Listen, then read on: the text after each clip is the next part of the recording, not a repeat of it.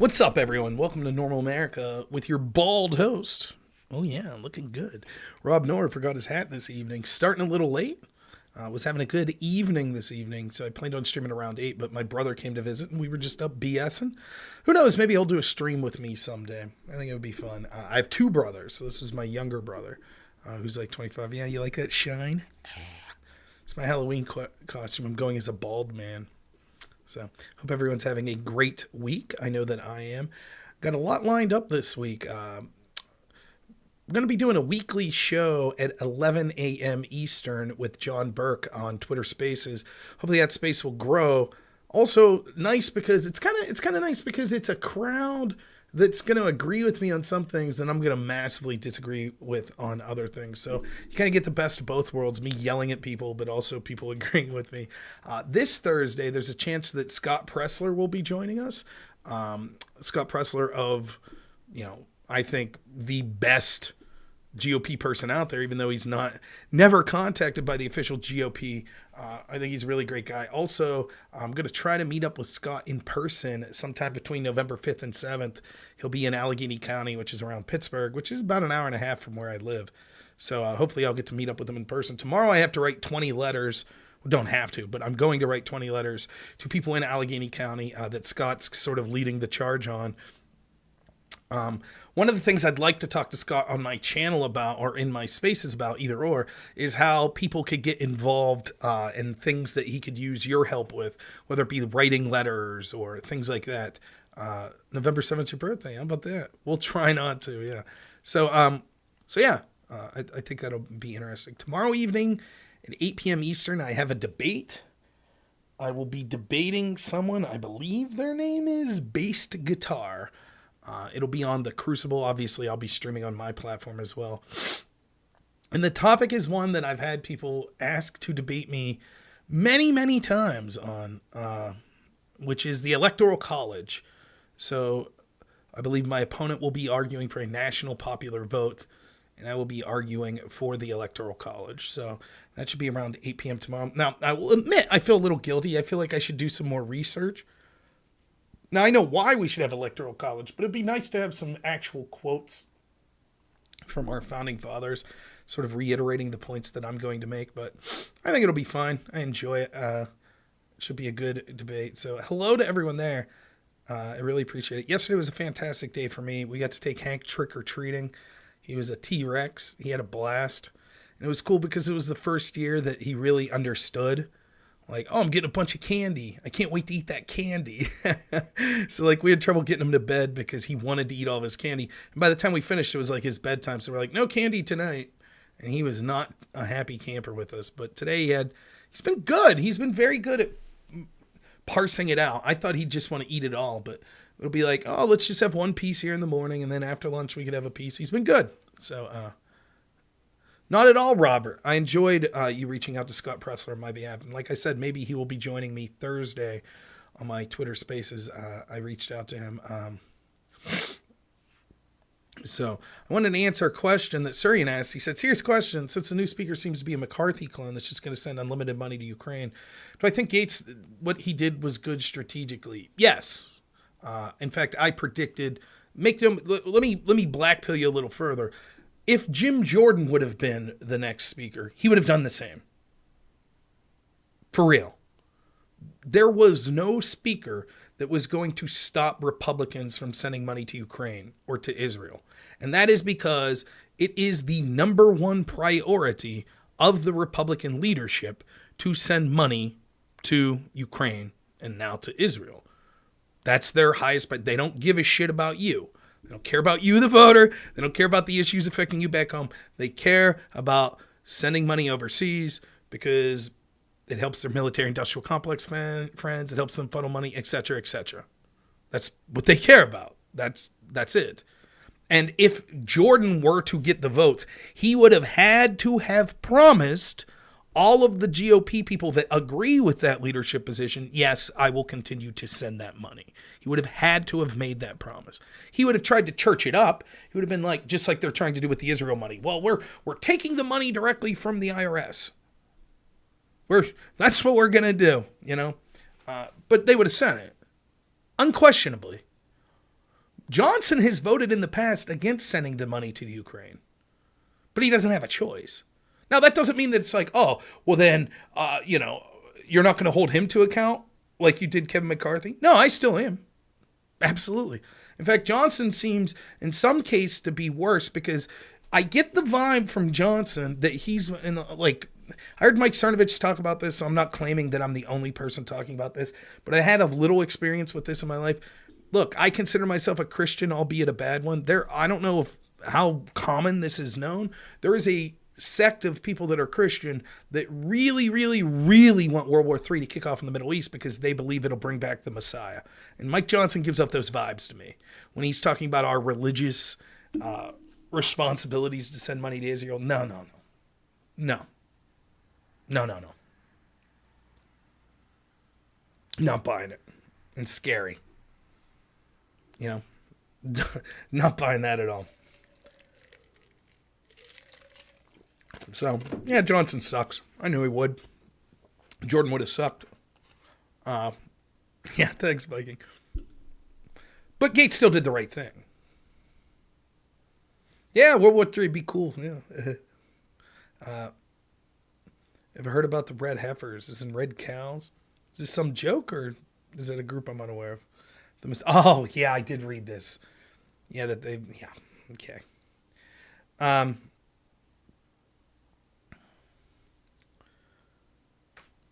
So, Gates did the right thing by standing on principle that at some point we need to hold Republican leadership accountable. It's that simple. What are we going to do? Well, don't get rid of McCarthy because whoever replaces him would be the same. So let him get away with breaking his promises of releasing the January 6 tapes and having single committee voting bills, budget bills. Oh, well, he lied about that. He didn't come through. Oh, well, we can't replace him because no one else will be better. And then it'll never change. I think it's a good thing that the average Republican voter sees that the leadership of the Republican Party has interests that have nothing to do with the average Republican voter. That's good. That's good that we see that.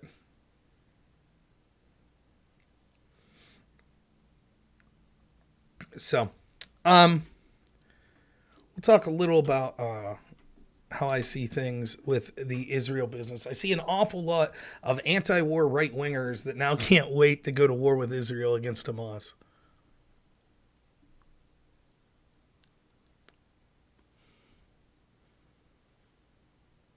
Where's your principled stance now? It's complicated. It's a complicated situation. It really is. It sounds like my answer to this is a cop-out. I don't think it is. My answer to this is the same that it's been for 3 years, if not longer, that you've heard me debating these things. Even if you could make an argument as to why it would be necessary to have the strongest country in the world intervene on this side or the other, I don't think the United States is that actor at this point that would be good to do it because they have lost credibility.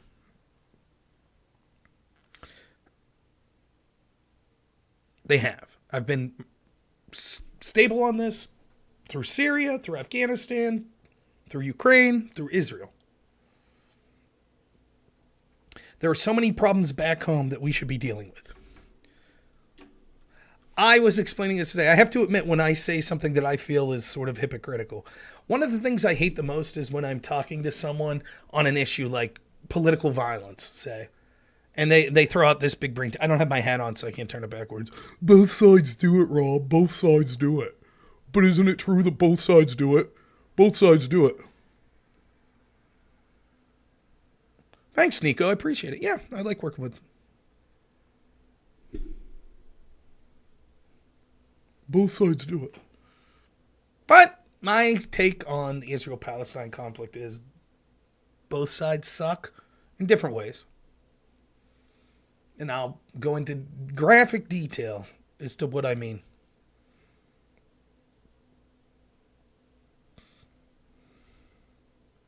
That's how I feel. And certainly, even if you don't believe that both sides suck and you pick a favorite side in this, that's fine too. You have to admit that both sides have an interest in propagandizing us. And so anytime that you hear definitive claims like, this side bombed this hospital, these are what happened to innocent children based on the other side.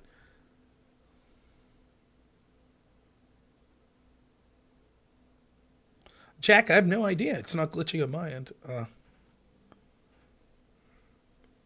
You have to be hesitant. Now, having said that, some of what I hear, I am taking with my gut feeling as probably being true. Like, for example, I think it's probably undisputed that children and babies have died with Israel's bombing. I think that's undisputed. I also think that probably Hamas's initial terror attack specifically targeted civilians, and much of the images we saw were accurate. And I believe they killed children and babies as well. I believe both of those. Does that mean that this specific picture or this specific hospital? I can't verify that. Could be, could be not. Both, anytime something like a hospital blows up, both sides blame the other. It goes back and forth. We get a consensus where it seems that, our mainstream media is like, okay, now we think this is definitively what happened. But why am I going to say they're right on this when I say that they're wrong on so much else? Yeah, Cenk's full of shit, Chris. Cenk sucks.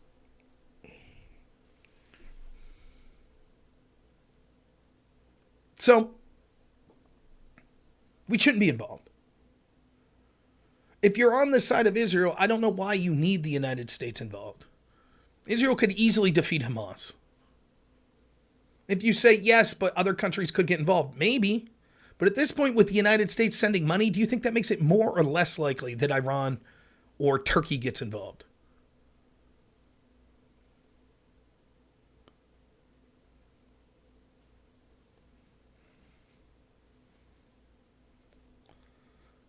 There's so much bullshit hypocrisy, though, going on with all of this stuff. It's amazing. No, I'm not wrong. We shouldn't be sending money. Or you think that Israel can't beat Hamas? What part am I wrong about, Viking Cat? Let me get a drink.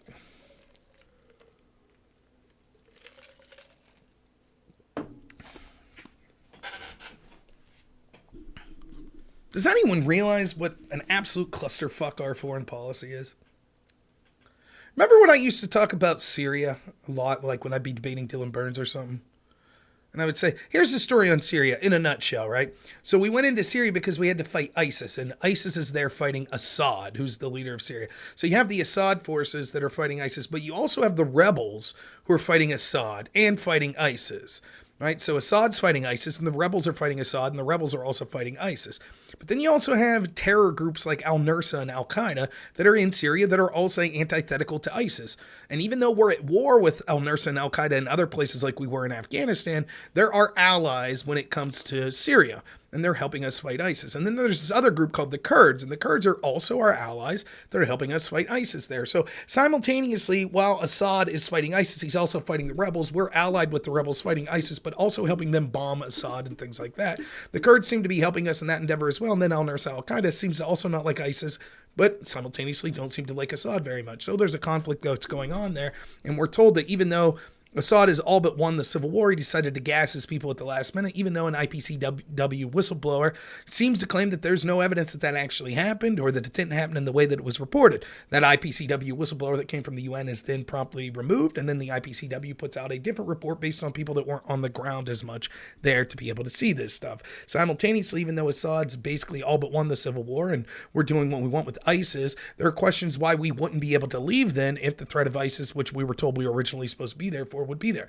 Also, there's a question of why we'd be allowed to violate the sovereignty of a country like Syria just because we said, no, we're not here to fight Syrians or to fight Assad. We're here to fight ISIS. But while we're here, we'll also drop bombs on Assad because we think he's a bad guy. How isn't that a violation of a sovereign nation or anything like that? Also brings us closer to conflict in Russia. They're winning Syria. But here's the best part of the whole thing. We can't leave ever. In fact, we can't leave ever so much our generals lied to Trump when Trump was in office about how many troops are there, because the argument is if we would leave, our allies, the Kurds, would be genocided by our allies, the Turks, because the Turks are in a NATO military alliance with us, so much so that we station tactical nuclear weapons in Turkey. So they're our allies that we were treaty bound to defend if they're ever attacked. But according to the very same people that praise NATO, they're also bloodthirsty maniacs that as soon as we turn our backs will commit genocide against our allies, the Kurds. Therefore, because one of our allies wants to commit genocide against another of our allies, we have to violate a third nation's sovereignty by perpetually being in their countries to make sure that our one ally doesn't commit genocide against the other. That's the story. Now, Turkey is threatening to get involved on the side of Hamas, on the side of Palestine.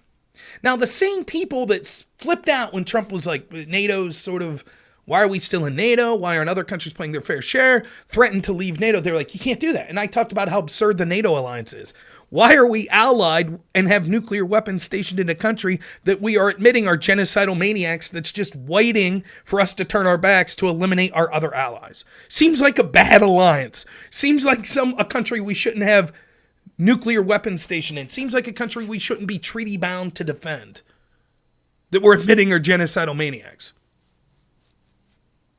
So can someone answer to me, if we're sending aid to Israel and Turkey decides to officially get involved in military action or war against Israel, are we now treaty bound, according to NATO, to also be at war with Israel? How's that work? If our NATO ally goes to war with Israel, who is not in NATO, what does that treaty say? Are we now at war with Israel? Anyone think this through? What happens if NATO allies are on the opposite side of a war? Then what? Did we bring our nuclear weapons back from Turkey? I believe the trigger, Article 5 or whatever of the treaty says that we're duty bound or treaty bound to defend them if they're attacked. But what if they go to war with our allied country? Yeah, I saw, by the way, I like Counterpoint, so don't get me wrong. I think I'll be streaming with him Saturday at 9 p.m. this coming Saturday. Counterpoint said that because Trump said NATO's useless, that's enough for Connor to not vote for Trump. I mean, Connor wasn't going to vote for Trump. Connor already said that it was disqualifying, that he's such a criminal, etc., etc. So, oh well. I do like that, though, when people do that. You know, people be like, there's no way I'd ever vote for Trump ever again, blah, blah, blah, blah, blah, blah. And then Trump will come out and be like, yeah, I don't think trans women should compete in sports with women. And people will be like, well, that's it. Now I'm not voting for Trump. Right, you weren't going to anyway, so.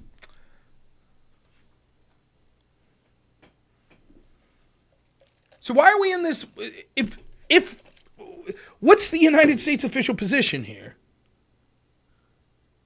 We're in a military alliance with genocidal maniacs that we have nuclear weapons stationed in their country that they would easily be able to get, I assume.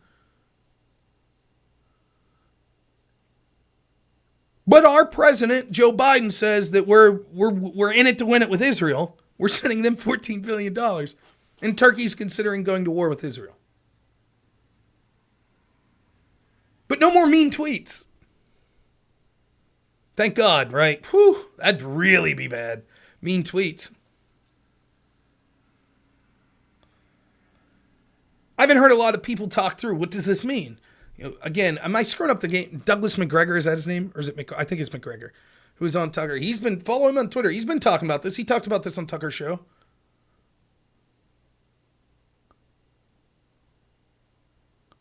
Oh, yes. I saw Zelensky came out and supported Azerbaijan as they're having another Christian Armenian genocide. It's just, it's such a happy world now. Am I taking calls? If there's an interesting offer, I'd take a call.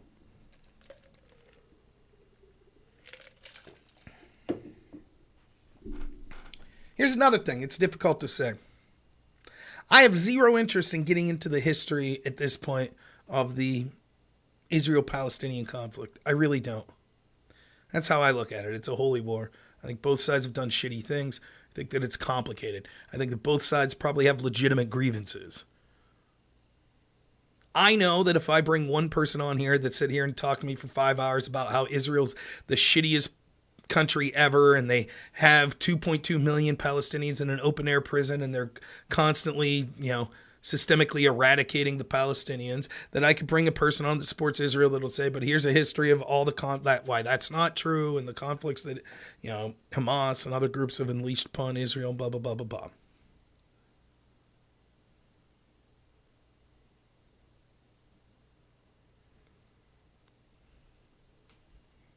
I know that.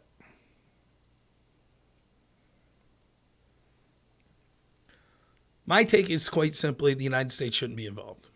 Israel's big boy pants enough. Thanks, Average Debate Enjoyer. I appreciate it. They're big boy pants enough. They can get involved.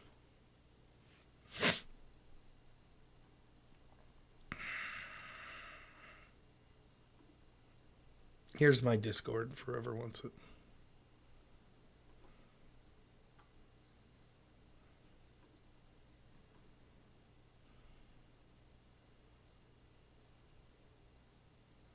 You've been watching Destiny brush up all week.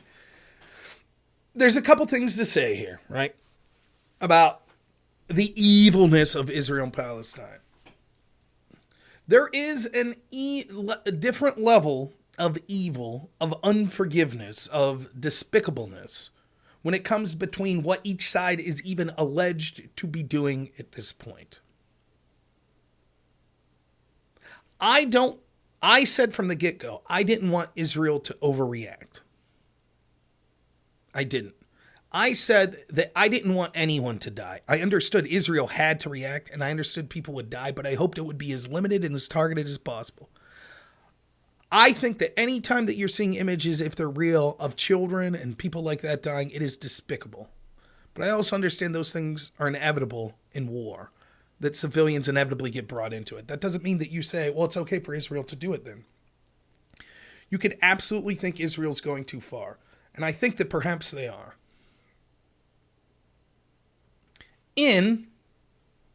If I believe evidence that's coming out. Do I believe the numbers that are coming out about exactly how many Palestinians are dead happen? No. But do I believe that there are actual people being targeted? Yes. I understand the people that want to criticize that. Absolutely fair. That is a different level of evil than ground troops specifically targeting civilians, including women and children.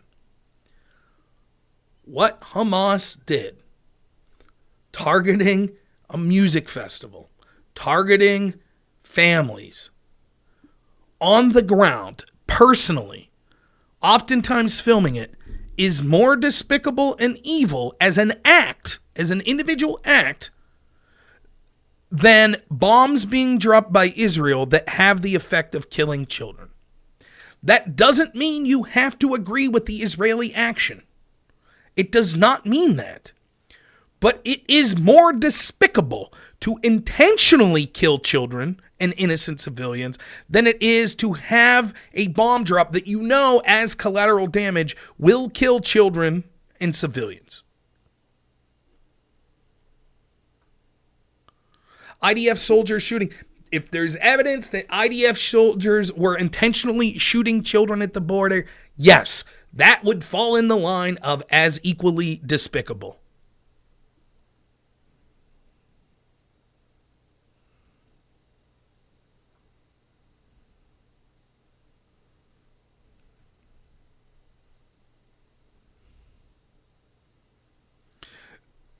Biking Cat says, you got proof. Is it possible that every single footage that's out there has been faked?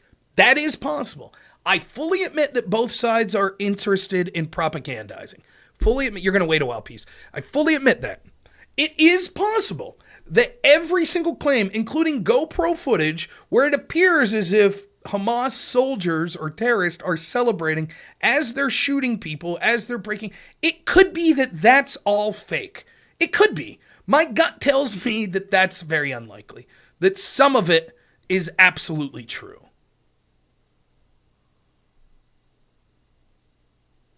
Smordson says it perfectly. The only argument is Israel going too far or not? Hamas is evil. Absolutely. I couldn't have said it better. You absolutely, and I find myself in the camp that probably thinks Israel's going too far. And I certainly find it despicable, the people that say, bomb them, make it a parking lot, I don't fucking care. That to me is despicable. If you begrudgingly say, look, Israel has to do this, or they feel that they have to do this, and I think it's tragic, but okay, that's one thing. But the people that celebrate, no. Now, I heard Brett Weinstein on a space yesterday, and he was kind of talking about some of this, and so he said some things that I agree with, and I want to talk about for a second. And it's very difficult. It's very difficult to talk about this. First off, you have to understand we don't live in a utopia. We live in a world where conflict and war and what we call terrorism now, or acts similar to it, have been rife throughout history. In most conflicts and war, civilians are killed. That's never a good thing. That's never something I would celebrate. Hell, I don't even celebrate when soldiers are killed, even if it's from hostile nations. I don't. I talked about this right at the beginning of this conflict. I don't have it in me to celebrate people's deaths. I'm not a pacifist. I could say this person needed to be ended. I could say that. But I'm not the person to sit here rah-rah. Not. You can check my timeline. I'm not going to, maybe I have at some point. I don't recall ever, though. Whether it be a politician I don't like, I just don't do it, I don't think. And certainly, I don't think you'll find me saying, yay, look, that Russian got killed by that Ukrainian bomb, or look, that Ukrainian got killed by that Russian bomb. I don't like it. I'm weak. I don't have the stomach for it. I don't like looking at footage of soldiers dying or civilians dying.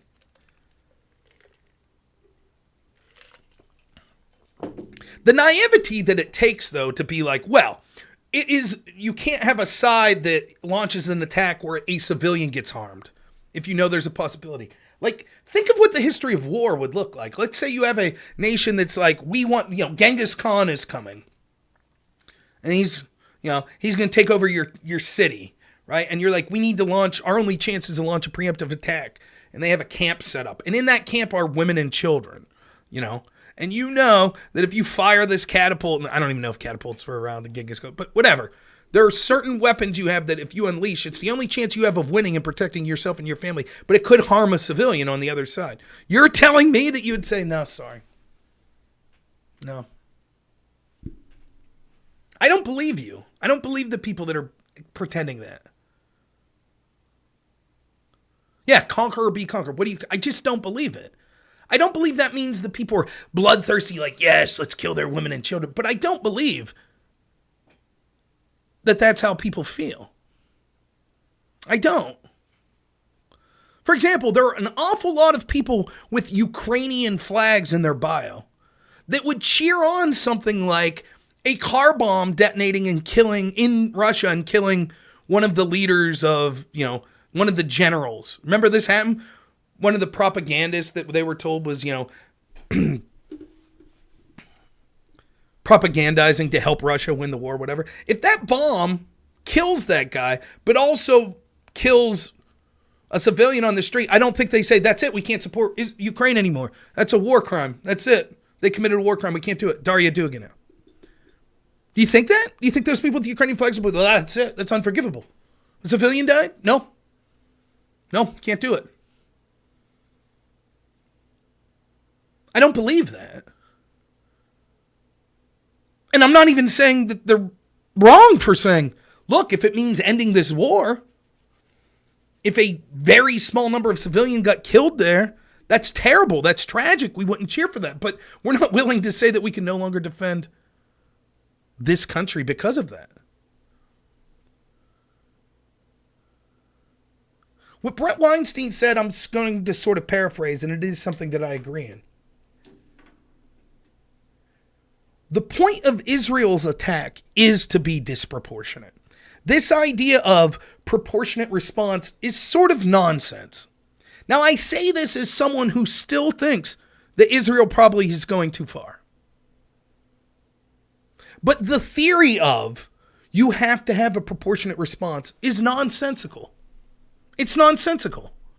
It really is. What's a proportionate response?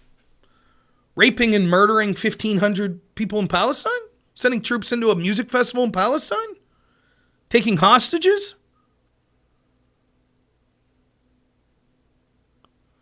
I mean, it's just nonsensical. It's utopian bullshit nonsense. That's what it is. Hamas is a terrorist organization.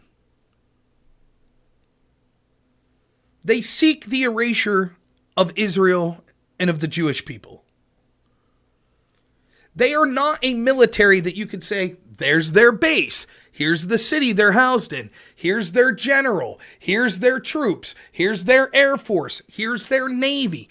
It is not a traditional military.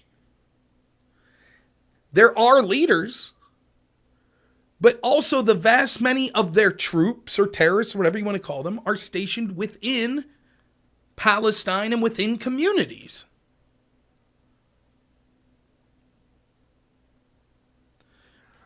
Brett Weinstein said this. He said, the mafia, when they used to have a rat, you know what they would do? They would kill the rat, and by rat, I don't mean the animal. I mean the person who snitched on them. They would kill that person, then they would kill his family, then they'd kill his cousins, then they'd kill his second cousins.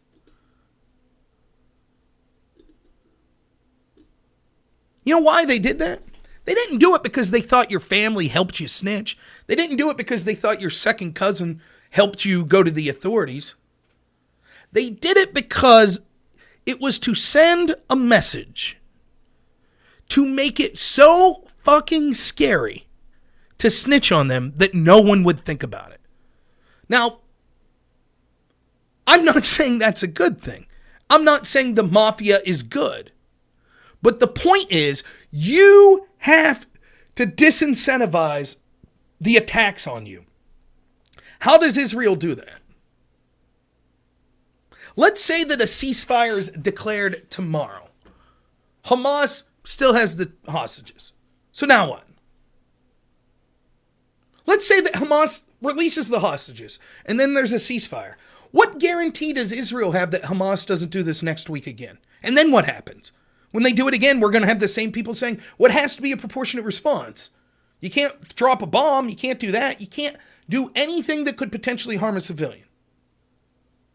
What do you think Hamas's plan would be at that point? Well, shit, we're definitely embedding with civilians now. No problem. We can strike with impunity as long as we're adjacent to civilians. The international community now says nothing could be done to us.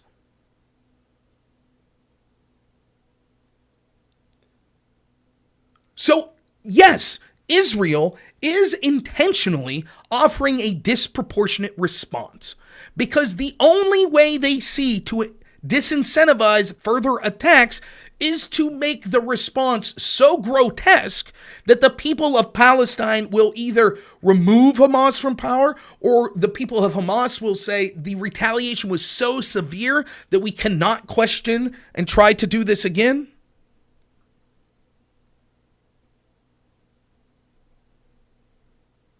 Creatively and write a fake blueprint, weaponize Rob's fat, and make some sort of antimatter space cannon.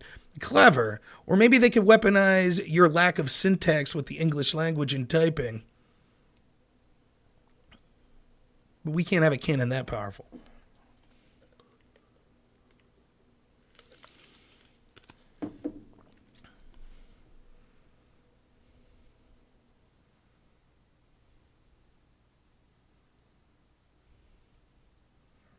I thought you were going to say, I apologize for bad English. I'm from England. That would have been funnier. Now, here's the truth of many of the people. Now, look, again, I want to reiterate. I think Israel's response is too much. I think that they should be doing a better... ironically, what they probably should be doing is probably more likely to lead to more of a global war. But we know, for example, that many of Hamas's leaders are stationed in other countries. in wealthy areas. Maybe there should be direct attack on those leaders. But now you're talking about getting countries like Lebanon involved.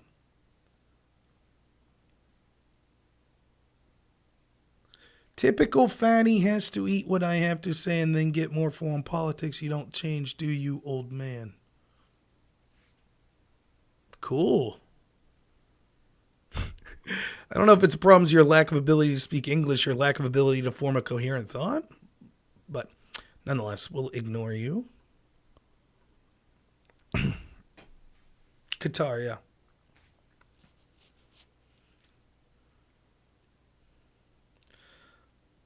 So there are people that I absolutely think, on the left and the right, that I absolutely think are in good faith calling out what they see happening from Israel to Hamas. And I welcome that. I do. I think you can't be naive. You have to understand why this is occurring. But I think the vast majority of people criticizing Israel truthfully just hate Israel. That's what I think. For real. That's what it's about. They didn't have shit all to say about Hamas and the terror, or they were like, yeah, that's bad. Or some of them even said, well, it's good because Israel's colonizers. So now they have crocodile tears when the retaliation occurs.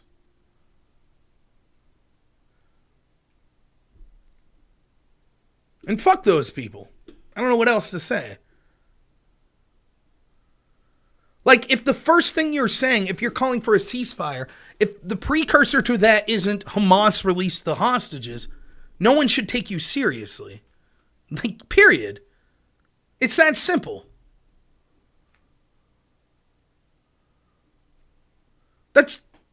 It's a non-starter if they don't start by releasing the hostages. That's it.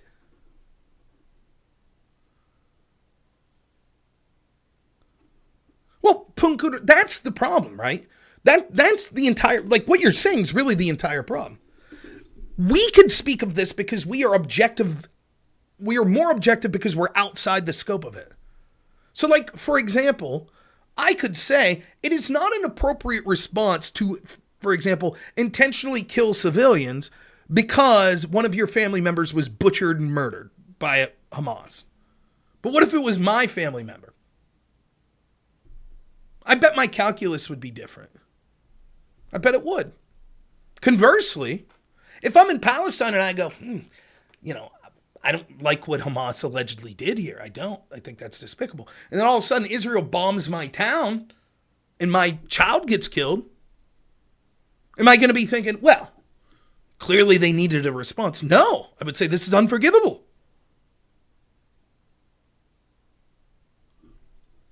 That's the problem. And you can't deny the emotional, like, it's one thing to be able to sit back and say, I know what's right. I know what's best for the world. At least I might not know the exact policies how to get there, but I know that just living on vengeance like this is wrong.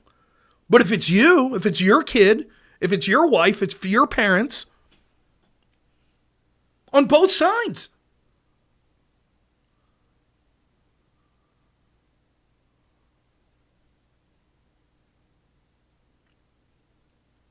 If I'm in Afghanistan and I see a special, some sort of conflict the United States is involved in the 80s or early 90s and it kills my brother, and I think the only chance I can have to stop the United States from having more disastrous foreign policies like that is to physically attack the United States. Do I have the right to feel that way?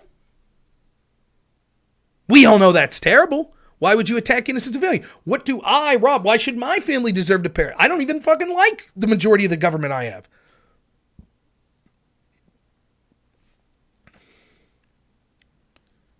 What's my trick to avoid the fake news about Gaza? To assume it's all bullshit. That things could be true in the aggregate, but in the specific are often wrong. To understand that most of the information you're getting is skewed to be propaganda for one side or the other, and it's probably skewing it too far to their side both times.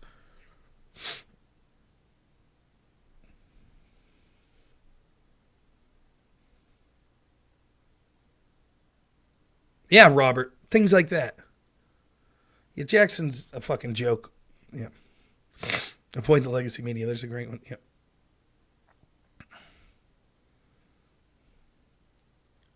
So it's a difficult situation. Don't get me wrong. But I go back to what I said the first day.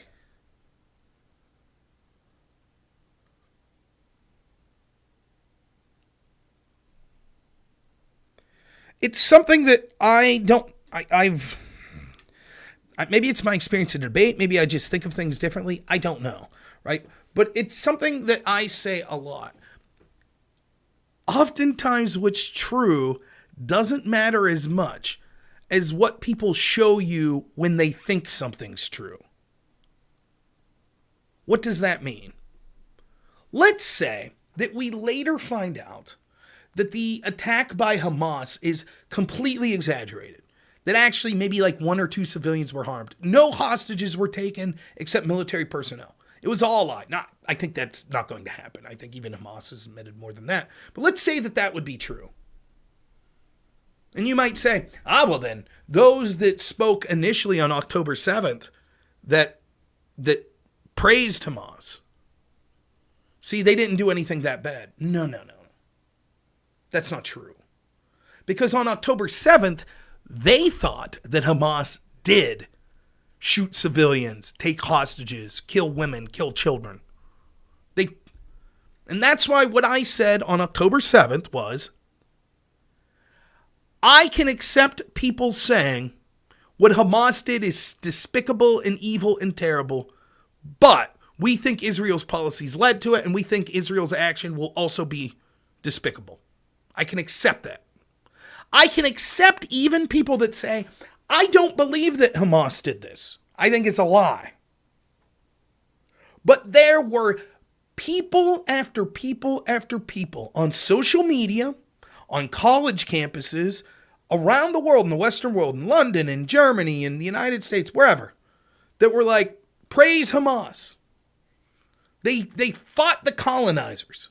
In other words, that were assuming what we were being told about Hamas was at least directionally true and celebrated it. And that is unforgivable. Unforgivable. That was what I said at the time, and that's what I stand by. All right, let's see if this Peace guy's still on here. No, he left. Sorry, Peace, I wasn't intentionally shutting you out. I just had some things to say before we... If you're still there, Peace, and you want to talk, let me know. Yeah, and that's why my feeling on it is Israel's going to do what they're going to do, and I might frown upon it, but I don't think the United States should be sending money. I think they should stay out of it. I think that it's only going to make the situation worse. I think that there are people that want to do it for religious reasons, like to bring on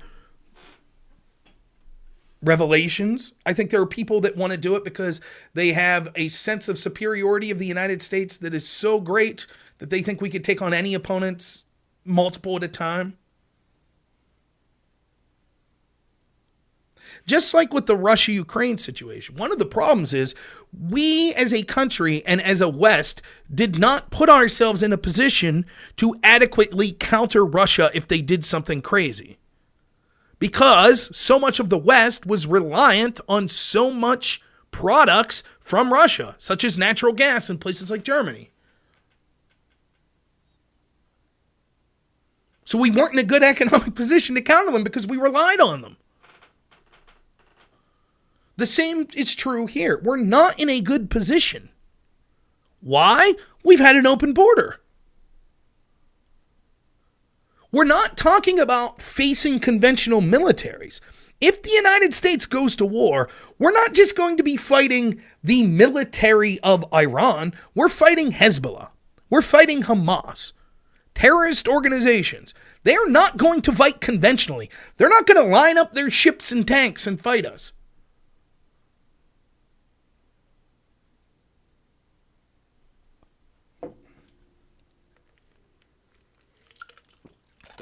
Yeah, that's what I was trying to say, Wolfstrain. So many people use this as an excuse, this proportional response. Thank you, Brad. I appreciate the subscription.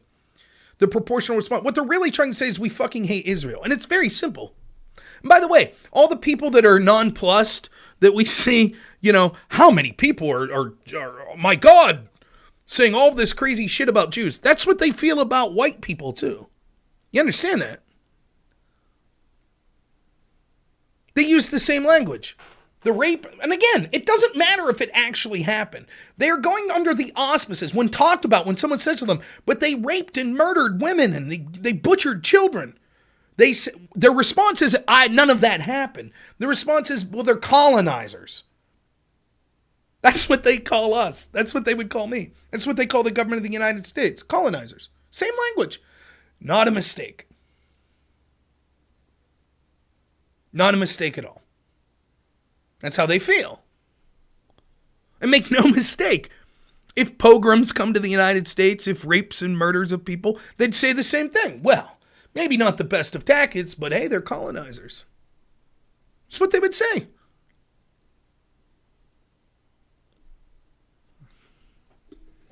Another thing I'll say is, it is impressive to me how many people think that they are 100%, they'll favor Palestine or they'll favor Israel, and they're 100% confident that they know.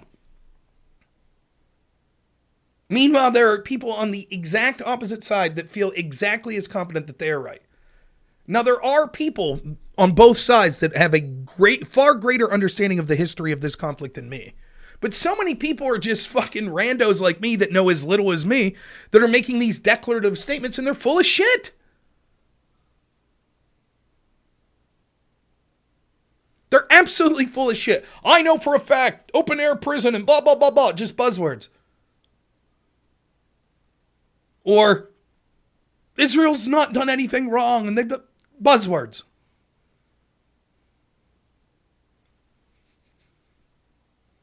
It's absolutely hilarious to me to see how many people, like the elite left, particularly Jewish people that have to reliably vote Democrat here in the United States, didn't have shit all to say when college campuses were fostering anti-white ideology.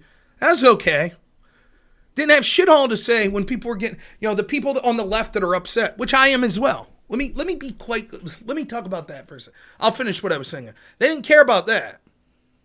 Oh boy, MAGA people are evil. They're terrible. They're terrorists. They're racist. They're bigots.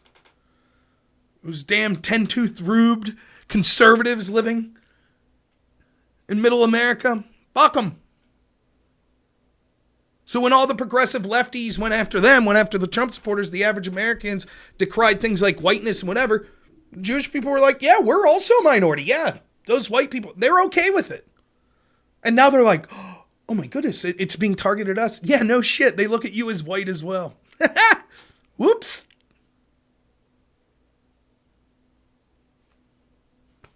Sorry.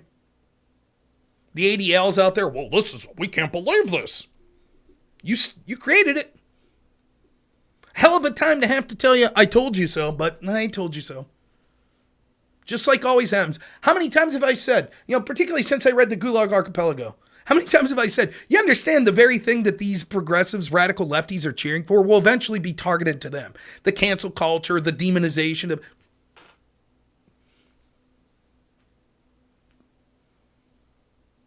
Sorry. Now, if you happen to be Jewish and you were like, yeah, this is horseshit, like Brett Weinstein, someone who happens to be Jewish, who called out at Evergreen University when he saw the anti-white racism that was there. Yeah, it sucks. I'm sorry. You're not a hypocrite at all in that sense. You actually called out when you saw it. But so many people pushed for this that happen to be Jewish because they viewed themselves as a minority. They didn't like conservatism. They didn't like Republicans. So they said, yes, we're for it. We're for it. As long as we are on the benefit of this, we don't mind mass groups of professors demonizing an entire race. That's fine. Until it's their race. And then they're like, whoa. Or they didn't mind the demonization of Christianity. They didn't mind it. They voted for it. They supported those radical progressive issues. They donated to these universities that were doing this shit. They're all for it. Now it's different. What about the censorship? The censorship of people that are pro-Palestinian, whether it be on college campuses or other places. What about that? What about Ron DeSantis saying we shouldn't allow groups? It's nuanced. The part I'll accept is I don't think that there should be any tax dollars going to any organization that is defending terrorism. But should you be allowed as a person to say, I support Palestine? Yeah. Should you be canceled for that? No. You shouldn't. You should not. Is saying I support Palestine different than saying I support Hamas beheading children? Yes, that's different. Should you be allowed to say I support Hamas? I suppose so, but we should call you out as fucking horrible. And if an employer decides to fire you, that's on them for that. However, let me give a caveat.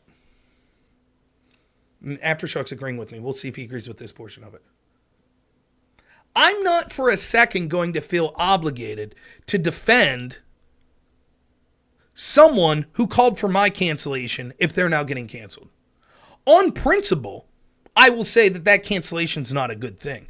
But I will never, ever, ever fucking think that they're entitled to me saying like I have to somehow defend them. Fuck them. Never.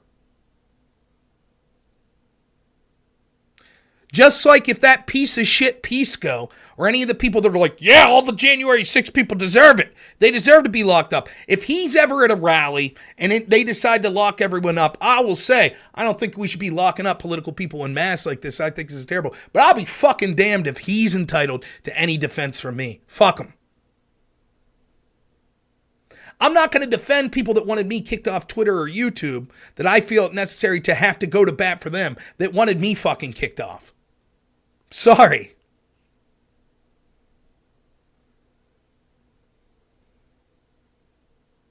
Well, I stood up for Dylan yesterday on Twitter.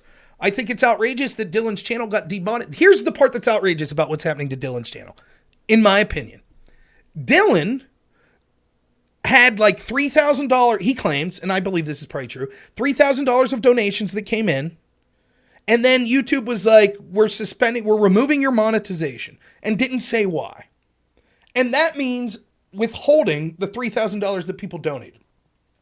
So in other words, imagine that one of you send a super chat to me. Go ahead, let's try it out. Someone on YouTube, send me a super chat for, say, $10,000. So let's go ahead and do that real quick. So we'll get that in. But say someone sends me a super chat for $100 right now, right? That money doesn't come to me like immediately. Obviously, YouTube takes a portion of it, but they send it out like on a monthly. You have to get like, I don't know. I get so little money on YouTube. The way it works is something like you have to get to a certain amount, I believe, and then they'll send out on a certain day of the month to your bank account or whatever you have linked. But once you send that money, you assume that money's coming to me. But not if YouTube tomorrow says, never mind, we're demonetizing Rob. They'll keep that money that you sent. They'll keep it. That's ridiculous. They should refund it to you.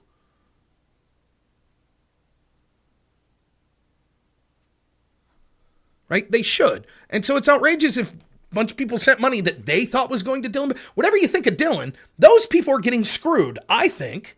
And I probably don't like the average Dylan fan. Don't get me wrong. So I think at least YouTube owes an explanation. Like, this is what was said. This was the part of our... There we go. Pelican sending $20. Thank you so much, Pelican. So at least for those people, I think they should be stuck up for that sent the money. They should get their money back, right? I think so.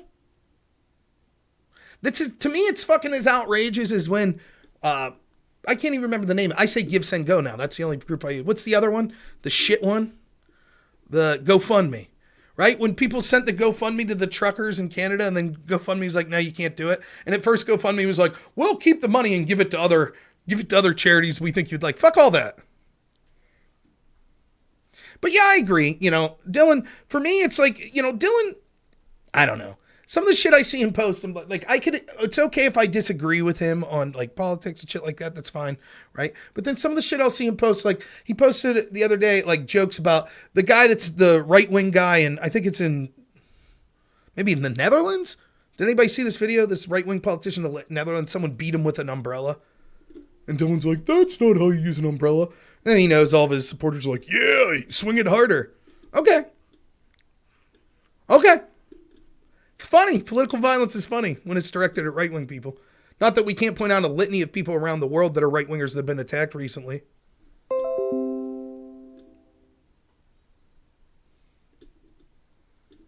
So, but nonetheless. So, yeah, do I think that we should be... No, I don't think the government should be censoring people.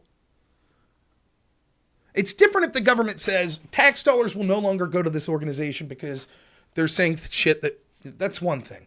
Probably tax dollars should have been going to any of those organizations anyways. We have too much tax dollars going to fucking so-called NGOs and private organizations that are bullshit. I don't care if they're left or right-wing. But that's one thing. But the actual censoring of people, no, I don't agree with it. But I'm not going to feel obligated to defend people that wanted me taken out. Doing good, Ninja. Do I think there will be a draft? Probably not. I don't think. I mean, I guess it depends on how bad things get.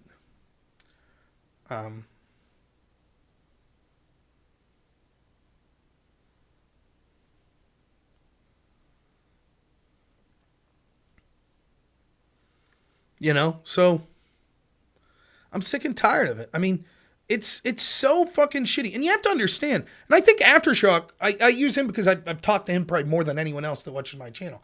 I think maybe I'm misremembering things. Aftershock's watched me for a very long time, so you can tell me if I'm wrong or not.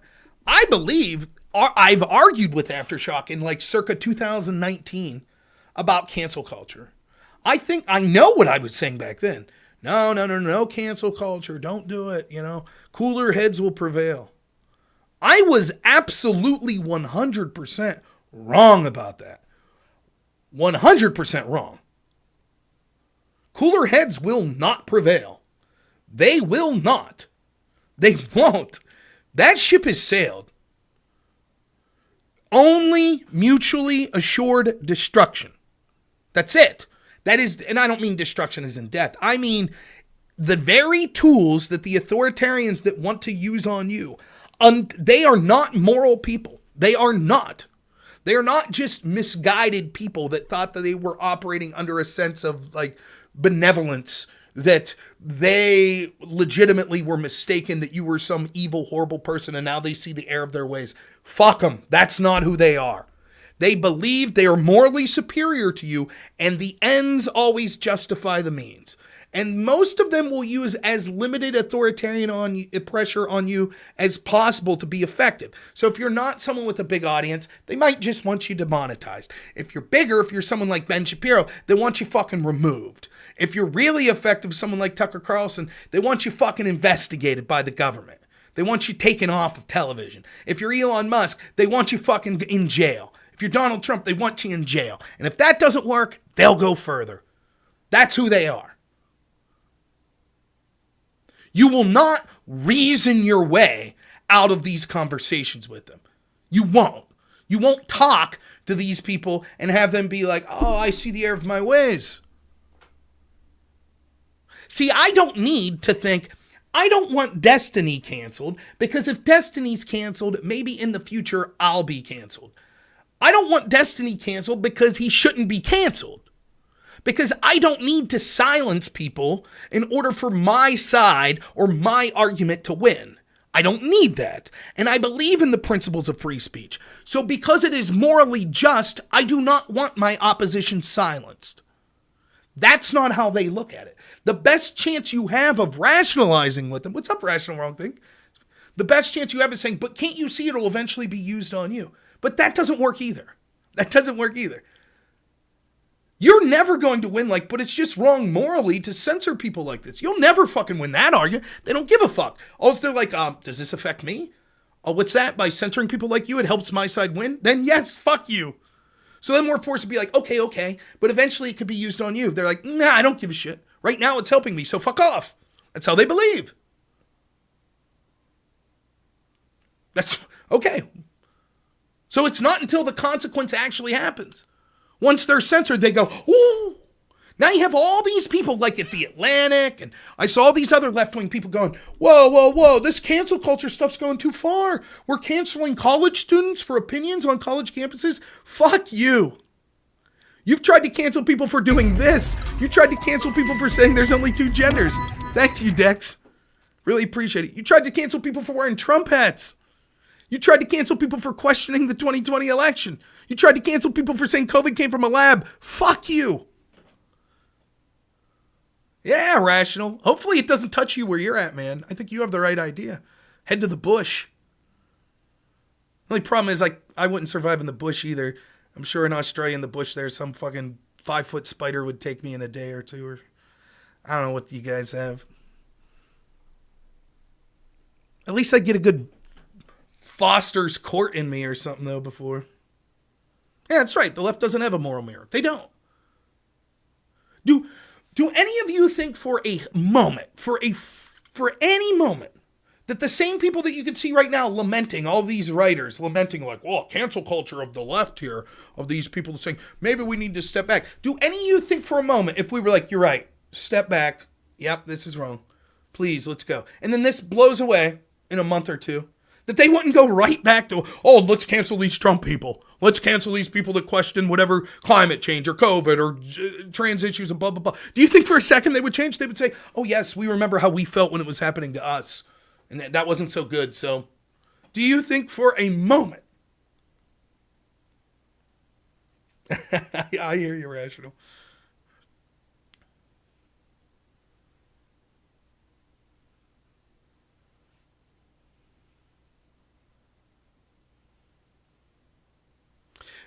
Brief side story about a spider. So I got a spider. It's probably about the size of a quarter. It looks pretty menacing. I don't know what it is.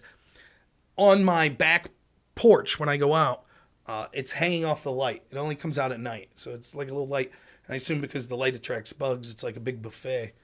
And I don't know why, but I've grown an affinity to this spider. First, my wife was like, kill it. I'm like, no. And now I see it every night. It's like a friend when I come home. I'm like, how you doing, buddy? Hopefully it's not poison. I don't think it is. It doesn't look like a brown recluse or black widow, and I don't know around here what else we have. But my wife thinks I'm insane. She's like, what are you doing? You're talking to the spider.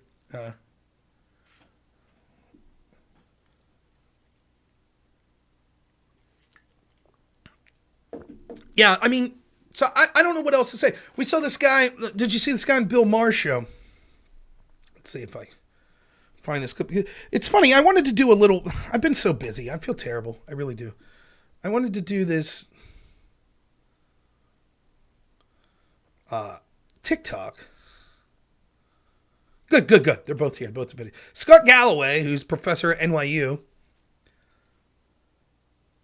who was a big lockdown advocate, who wanted harder lockdowns. Did you see this? He's calling for forgiveness for the lockdown advocates. Let's see what he had to say.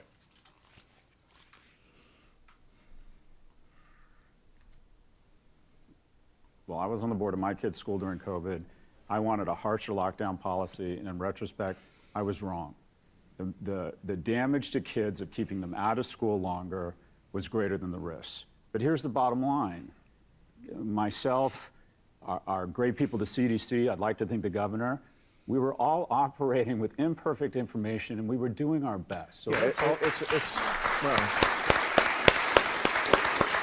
So let's learn from it. Let's hold each other accountable. But let's bring a little bit of grace and forgiveness in the shit show that was COVID. Yeah, I mean, that is a great point. You know, that honestly, no, Aftershock, come on, that's a great point.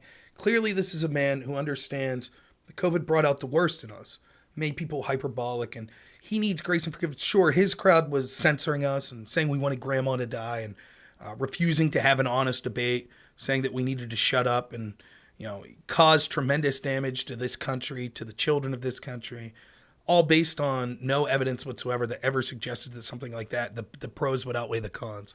But clearly he's a man who's learned his lesson. And so I think he's right that we do need to have some grace, because it's obvious to me, anyone who's heard this, he's not going to engage in sort of these hyperbolic attacks on people. It's time to have some grace and understand that he's grown as a person, you know? It really is. And I think that we've seen a lot of people show that clip. And so it's also, here's another clip but from that same gentleman later in the show. And a society that is secular. And when a guy gets this nod and says that God ordained it, I'm like, well, boss, whose God is that? Because this is the whole point here, is that we separate church and state, that we believe in the peaceful transfer of power. And the reason this guy is speaker is none of us had the time to read his resume and realize he's David Duke Light. Well, we did now. Well, I don't know if he's David Duke Light. I read today he has an adopted black son. Yeah. I don't think David Duke would do that. But he is a religious nut. He was the lawyer for Alliance Defending Freedom. Do you see these fucking people? Do you think that guy, oh, he learned a lesson. He learned a lesson, right? He learned a lesson. Let's have a little grace. Sure, he wanted to lock your kid down. He's probably one of the ones that wanted to take your kid from you if you weren't vaccinated. Oh, he was wrong. Sorry, he was wrong. Sorry, your kid suffered immeasurably. Sorry about that. But it's time to have a little dignity and grace. Also, the Speaker of the House is David Duke Light. And did you hear all the audience clapping? Yes, David Duke Light. Sounds like they've turned a new leaf, right? They're no longer going to be hyperbolic and treat you as evil if you disagree with them, right? Right? They're going to be different now. And I thought it was funny. I didn't see anyone who correctly was pointing out the absurdity of that first clip of some fucking asshole like him who wanted to lock my kid down, talking about how it's time for grace and forgiveness that he was unwilling to give to anyone fucking else on the other side of the argument, even though we were right and he was wrong. But then to switch gears immediately and be like, David Duke Light. Do you think for a fucking second this guy would hesitate to lock you down again if he thought that it obtained him and his side political power? Thanks, Z. I appreciate it. You think for a second? The balls of these people. The fucking balls. Well, it's time for forgiveness. Fuck you.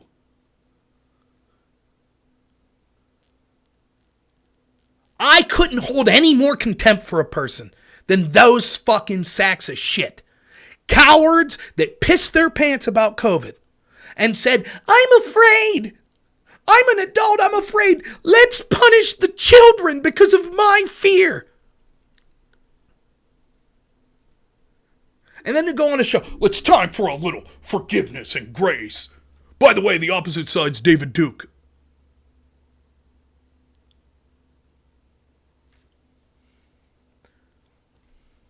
Why is it important that people from the FBI go to jail because of the way they rigged elections against Donald Trump and weaponized their agency to go after Trump supporters and to benefit Joe Biden and other establishment people? Why is it important? It's important for the same reason that the people that wanted lockdowns under COVID not be forgiven. Because until it happens, until there are consequences, these things will happen over and over and over and over and over again. It will never stop until there are consequences. The same with the cancel culture shit. It will go forever. They will cancel every single person that has any political belief that they think is one iota right of them. That they think is any threat to the establishment institutions. Until there are consequences. Have there been consequences? No. How can Jamaal Bowman, and I think it's funny because I think people correctly kind of made fun of me for like, was this Bowman story a big deal? Yes. Why is it a big deal that Bowman pulled the fire alarm? What's the big deal about this story? The action itself, I could be completely honest with you. Do I think this action itself warrants someone going to prison? No. I also don't think it warrants going to prison those that engaged in nonviolent protest on January 6th, were walking around the Capitol as doors were open. I don't think that deserved going to prison either. But that's the standard that's been set. The standard that's been set is even those that only walk through, they intentionally obstructed an official proceeding, which is a felony. Okay, I don't like that, but if that's the precedent, let's see what happens when the other side does it. The reason the Bowman story is a big deal, because once more, if you had any question, if you needed any fucking more evidence that the people on the left that have vehemently argued that, the January 6th insurrection, it was such a big deal and blah, blah, blah, are full of shit, they're completely full of fucking shit, is that when one of their congresspeople breaks the same law, they were like, well, maybe he meant to pull that fire alarm to unlock the door. And what normally happens is this. As preposterous as these claims are, well, maybe the guy for Hillary's team deleted subpoenaed evidence because no one ever ordered him, but he had an oh shit moment and he forgot that 6 months ago he was supposed to delete evidence, so he deleted it there, but no one ever told him, and he couldn't remember his conversation with Cheryl Mills the day before. Well, maybe the FBI, even though they exhibited obvious bias in their private conversations and things they were at, maybe they legitimately thought they were doing the right thing when they were getting FISA warrants to spy on Trump's team based on a Russian spy that was paid for by Hillary Clinton's team that they knew was evidence that was bullshit. The problem is, 99% of the time, we never, because the very investigative bodies themselves are fucking corrupt, we never get proof positive evidence that beyond a shadow of a doubt is like, here it is. What we see is a pattern of situation after situation after situation that shows their corruption and in one direction and shows them going as hard as possible after Trump and people around him, or, that have anti-establishment views, versus protecting and going as easy as possible as people that have pro-establishment views. We see that over and over and over again. But what it does is it allows people to have plausible deniability. Technically, in each individual situation, we could look and say, well, this could be the reason why they did that, as unlikely as it may seem. And so when I'm laughing at Pisco a couple weeks ago, as he's saying that, well, it's more likely that he pulled the alarm to unlock the door to try to leave the door than it is that he wanted to cause a delay, as I'm laughing at him, even with my laughing at him, there's still plausible deniability by Pisco. We just don't know. We can't read into his head. We just can't see. We don't see any evidence otherwise. Then when the affidavit comes out, and it says that law enforcement says, Jamaal Bowman said he didn't think pulling the alarm he didn't intend to trigger the alarm when he pulled the alarm. That's bullshit. Even Pisco's admitted that. So he lied to law enforcement. So that's a lie to law enforcement. That should be a charge. And he never attempted to go out the door once he pulled the fire alarm. Now, I don't know if you haven't been following this, let me tell you what the theory was, what Jamaal Bowman's claim is. He comes to a door, the door's locked. He says, I have to pull the fire alarm to unlock the door. So he pulls the fire alarm. Bowman says he didn't intend for the alarm to go off when he pulled it. Pisco admits, of course, he had to do that because even Pisco, that's too far. So he pulled the fire alarm to unlock the door, but it couldn't have been to cause a delay. That was their theory. That's laughable on face value, but there's plausible deniability. Then once the affidavit says, okay, he didn't even attempt, because the only way that makes sense then, as insane as that sounds, is you go to the door, you push it, it doesn't open. Then you reach over here and you pull the fire alarm, and then you try to go back out the door. Then maybe the door's still locked and you get frustrated and move on. That would be the only way that scenario could be believable. And even then, it's bullshit. But that's the only way. But instead, he pulls the alarm and just turns and goes away. He doesn't try to go out the door. That's what the affidavit said. So that's it. That's the end of the argument. Oh, no, Pisco says. Pisco has some convoluted story. It's like, well, here's what maybe happened. He knew the alarm would go off, but he thought it would be a localized alarm. So maybe he panicked when he heard that it was an alarm that triggered in the whole building. Because, a school principal doesn't know that pulling an alarm doesn't trigger an alarm throughout the building. That's what he said. So I was arguing with Pisco the other day. And then I go to take my son to his first movie, the Paw Patrol movie. And I come out and everyone's like, did you see the release of the video? Did you see it? I mean, I showed this video the last time I saw it, but we might as well show it again because it's amazing. What separates this is we never, ever, because the investigators are corrupt, we never get to see proof positive evidence of their bullshit. Now we have it. Now we absolutely have it. Here it is for everyone to see. Everyone. The police, the Republicans, the Democrats, Pisco, me, anyone who heard our argument, or the thousands of other people that were arguing this. Here it is. There's no debate. There's Bowman. He walks up, pulls down the sign. Doesn't even look like he tries to get out the door. Pulls down the 2 signs, pulls the alarm, leaves. Here you have it again. Pulls down the sign. Pulls down the sign. Pulls the alarm, leaves. That's it. End of debate. End of it.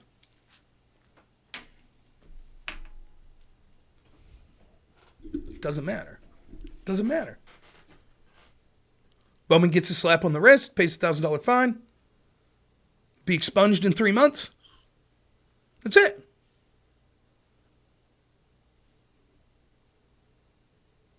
Did Pisco say, fuck, I was wrong. My hypothesis was wrong. Rob is absolutely right. I still think I had reason to think it was a possibility, but yeah, it turns out Rob was right this time. No, he doesn't say that. He's like, well, this is sus. This video's sus. But why does he pull down the signs? It wouldn't make sense and blah, blah, blah. And maybe, well, why did he pull down the signs? I don't know, because he's a fucking idiot. Why would you do this in front of a camera? He did it. Why would you lie knowing, especially once they got you, so you know there's footage. Once you have to talk to police, they know that they know it's you, which means you're like, oh shit, they saw it. And yet you still lie and say, I tried to go out the door. I didn't expect to lie. Why would you lie about that shit? He probably pulled down the signs because he wanted plausible deniability if no one saw him, of saying, oh, I tried to push the door. I didn't see a sign saying that the alarm would go off. That's what triggered the alarm, me pushing the door, not pulling the fire alarm. That's probably what he tried to do. I didn't see the sign there that said that. That's probably why he was doing it. Or maybe he didn't want people to see that sign on the door because people would have thought, oh, this isn't a serious fire alarm. It's just someone tried to get out that door. Or maybe he's just a fucking idiot. Nonetheless, he wasn't trying to get out that door.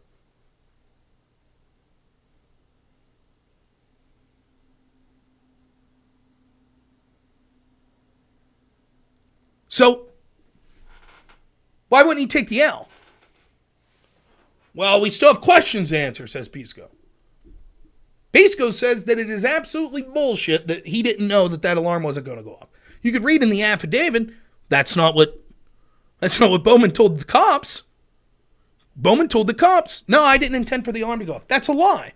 Why isn't he charged with lying to law enforcement? Why isn't Pisco calling for that? After all, Pisco's for charging people when they deserve to be charged. He doesn't want a double standard. So why isn't he calling that out? No, never once. I brought it up to him 5-6 times. Never once has he responded. Why? What's it really matter? Fuck Jamaal Bowman. Right? Imagine that was Marjorie Taylor Greene. You think I'm dying on the Hill? Insert any Republican. You think I'm dying on the Hill? You think I'm sacrificing my credibility by being like, oh, clearly, it's more likely she was trying to get out the door. Shout out, Rob. What's up, JS Urban Adventures? How you doing? You think no. And I've told you before, it's because Pisco could burn an individual politician, and Pisco just represents the TDS movement. Their movement's not based on some ideology they embrace, like based on a leader or a candidate. It's based on hating Trump. Trump is the great evil. He's the worst. And so the system is just in everything it does to go after them. What they can't do is admit corruption within the system. The Jamaal Bowman issue is a big deal for the left because the left has hyperbolically said that stopping an official proceeding is an insurrection. And so instead of saying, okay, it looks like Jamaal Bowman broke that law as well, and he should face consequences for that law, which is a felony. However, let's not kid ourselves. That's not to the scale of what happened on January 6th. A fine and reasonable argument.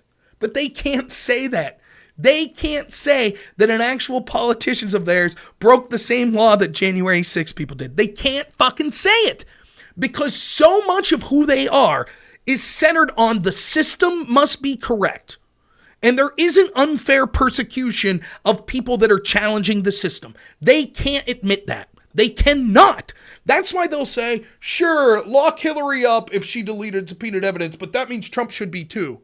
Sure, lock up Joe Biden for classified evidence, but that means Trump should be too.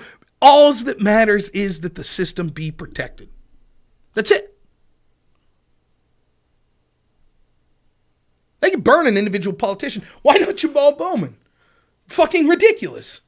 Easy to burn him. I wouldn't have, if I was a big Trump hater that cheered on the fucking imprisonment of all the January 6 people, without a heartbeat, I'd be like, yeah, this guy's a fucking idiot. Throw him in jail. Sure, he obstructed official proceeding. Yep. I'm not going to be a hypocrite. Throw his ass in jail. Simplest thing in the world. But then you have to answer, okay, why didn't they? Same thing. Anytime I bring up Hillary's team deleting subpoenaed evidence. So many times people go, well, maybe she should have been punished. Maybe she should have been locked up. Okay, then why wasn't she? That's the point. And they don't want to answer that. They don't want to say, yeah, maybe you're right. There is a double standard here. They can't say that shit. Because once that door's opened, uh-oh. And again, unlike any other incident, we have one, it is undeniable at this point. Pisco's out there today, and keep it up. Keep in mind, the irony of this is, I let it go.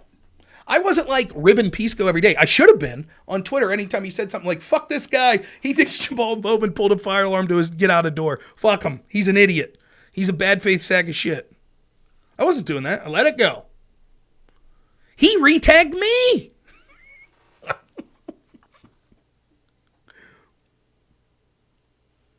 That's what he did. He brought it back up, and then almost immediately, within 24 hours, they released the video. What an idiot. So you know what his excuse today is? I'm not making this up. He's arguing with someone on Twitter today about this. And that person's like, look, he obstructed, and he only got this slap on the wrist. You ready? You ready for... I'm not making this up. Here's Pisco's new defense. You ready? Okay, the D.C. Attorney General, not Merrick Garland, not the FBI Attorney General, Biden's Attorney General, but the D.C. Attorney General charged him with improperly pulling a fire alarm. That's their investigation. But before we jump to conclusions with what happened, let's let the investigation play out. The investigation's closed.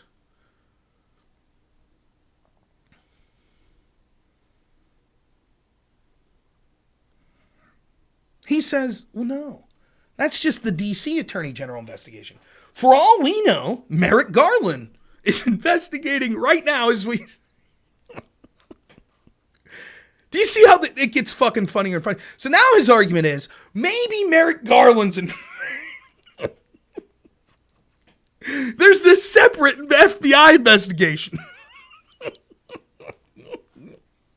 going on in Jamaal Bowman. And maybe it will find him guilty.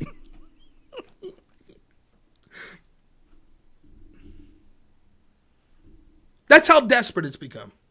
Okay, Pisco, what if there isn't an investigation? Is he going to be upset? Because he's clearly saying, well, we have to wait. There's this other investigation that should be playing out. So let's wait until it's over to see. Okay, well then if there's not this secondary investigation going over, would you admit that that's outrageous? How would we ever know? What's the time period before we could... He says we have to wait until this investigation that he doesn't have any evidence is occurring. We have to wait until it closes in order to have an opinion on what happened here. How long do we wait? 10 years? 15? 20? 30? 40? Once Bowman's dead, then can we make a declaration? Do you see how fucking ridiculous it gets? Now, I'm going to talk to Counterpoints 9 p.m. Eastern time next Saturday. Counterpoints and Pisco had this big argument going back and forth, several big arguments. One of them was about the IRS whistleblowers, and this was occurring on Twitter. And basically, Pisco's like, there's other evidence out there, and let's just wait. Let's wait until Weiss finishes his investigation. Let's wait until it's all done. Hopefully until after the 2024 election for Pisco. And then we'll see what's going on. Do you think for a fucking second that whatever they say at the end of this, that Pisco's going to be like, that's outrageous? They didn't have sufficient answers to what these IRS whistleblowers said. Of course not. You know how I know? Because Pisco made a fucking absurd argument that he thought Bowman was more likely to pull the fire alarm to escape the door than to cause a distraction. And then when the affidavit showed he didn't even try to get out the door, he made excuses and said, well, that's because he thought that the alarm was localized and not global, not the whole way through the building, and so he panicked and then he walked away. Then when the video came out to show that it was even more bullshit, he was like, well, it's sus, but there's still things we have to question, and maybe there's another investigation, and let's just see. Pisco will say, what's to stop Pisco from saying this? If Merrick Garland comes out after Weiss finishes his investigation and says, yeah, we heard the allegations of the whistleblowers, and we think they can go fuck themselves. That's our official statement on that. Anyways, Hunter Biden's innocent. Goodbye. What's to stop Pisco from saying, well, that's not really good form, but for all we know, there's another investigation occurring, so let's not be hasty. Let's not rush to judgment. There could be another investigation, for all we know. For all we know. So, we can't rush to judgments. Do you see the game? You understand now?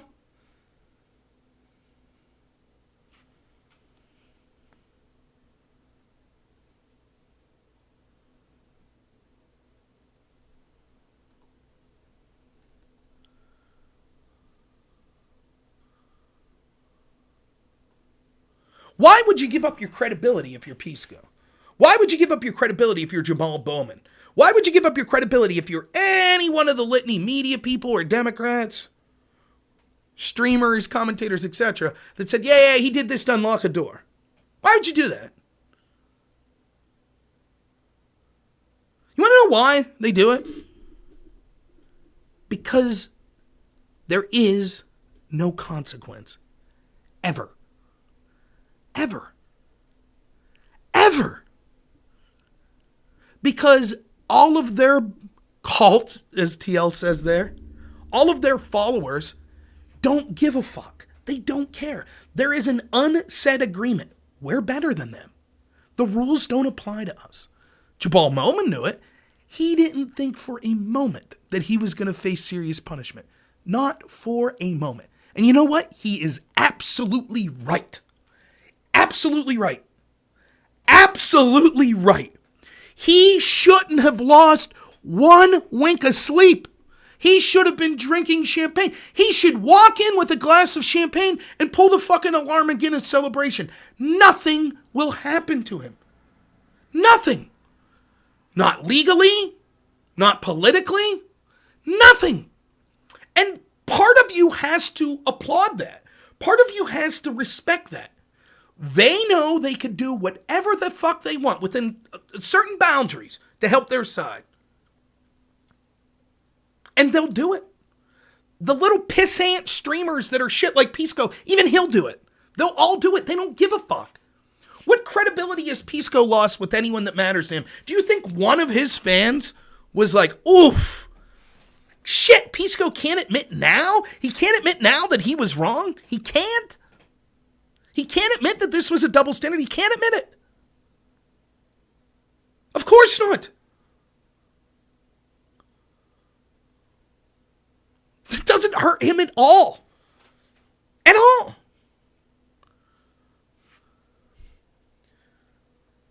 You think any of the people on CNN or MSNBC, the New York Times or the Washington Post that defended Bowman, do you think it hurts them?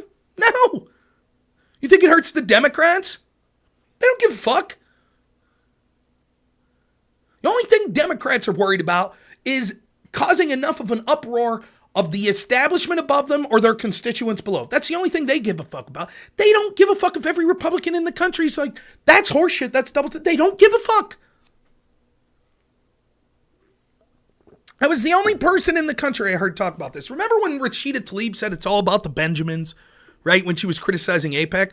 I defended her, by the way. I said, listen, is Rashida Tlaib an anti-Semite? Probably, but maybe not. And even if she is, I don't think that comment is exactly anti-Semitism. It is entirely reasonable to be able to criticize Israel's lobbying group, AIPAC, and say that they have too much money and influence in our government. Absolutely reasonable position that I actually agree with. I don't think that makes me or her an anti-Semite. Again, she may be an anti-Semite. Or was it Omar? I'm sorry. Fuck. Get my squad members mixed up. Now I'll be accused of being racist. Anyways, that's the truth. But that was the claim. Okay.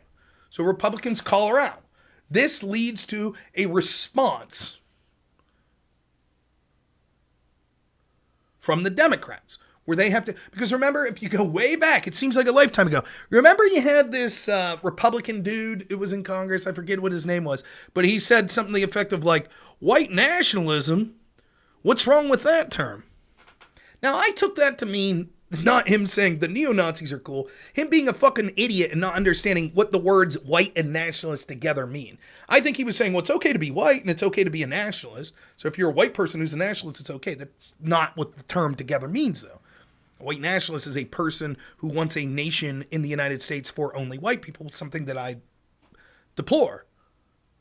And so as a result of that, he had to be censured by the Republicans, and the Republicans voted on this resolution about how shitty he was and hatred and blah, blah, blah, blah, blah. So when Ilhan Omar says this, they're like, same thing, right?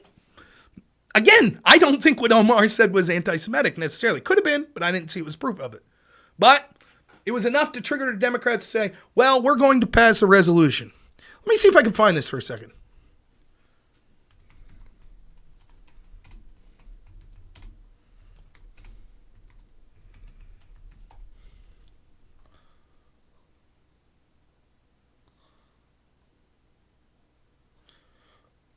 Now,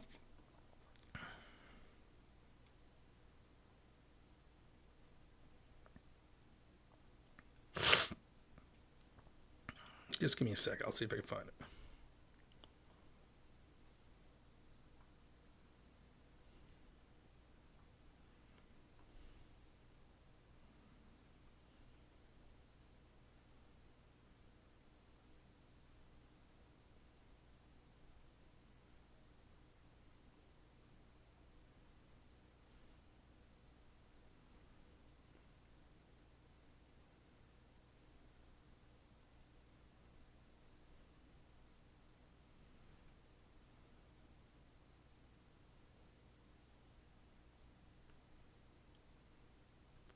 Well, it's harder to find as you would think. It's amazing how shitty.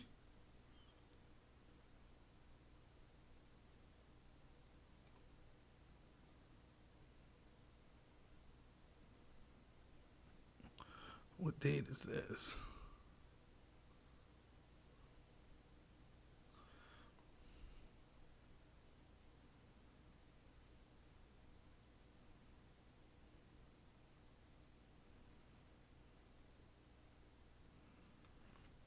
I don't know if I'll be able to find it.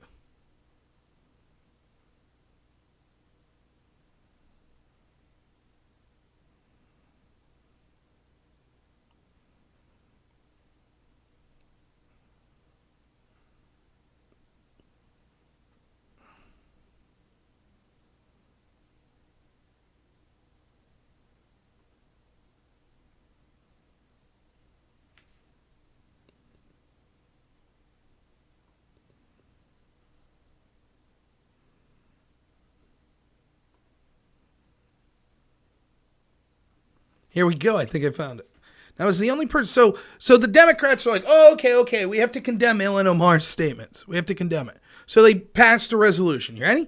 Now, I want you to see this resolution that Ilhan Omar, they're saying, oh, Ilhan Omar said something that was anti-Semitic.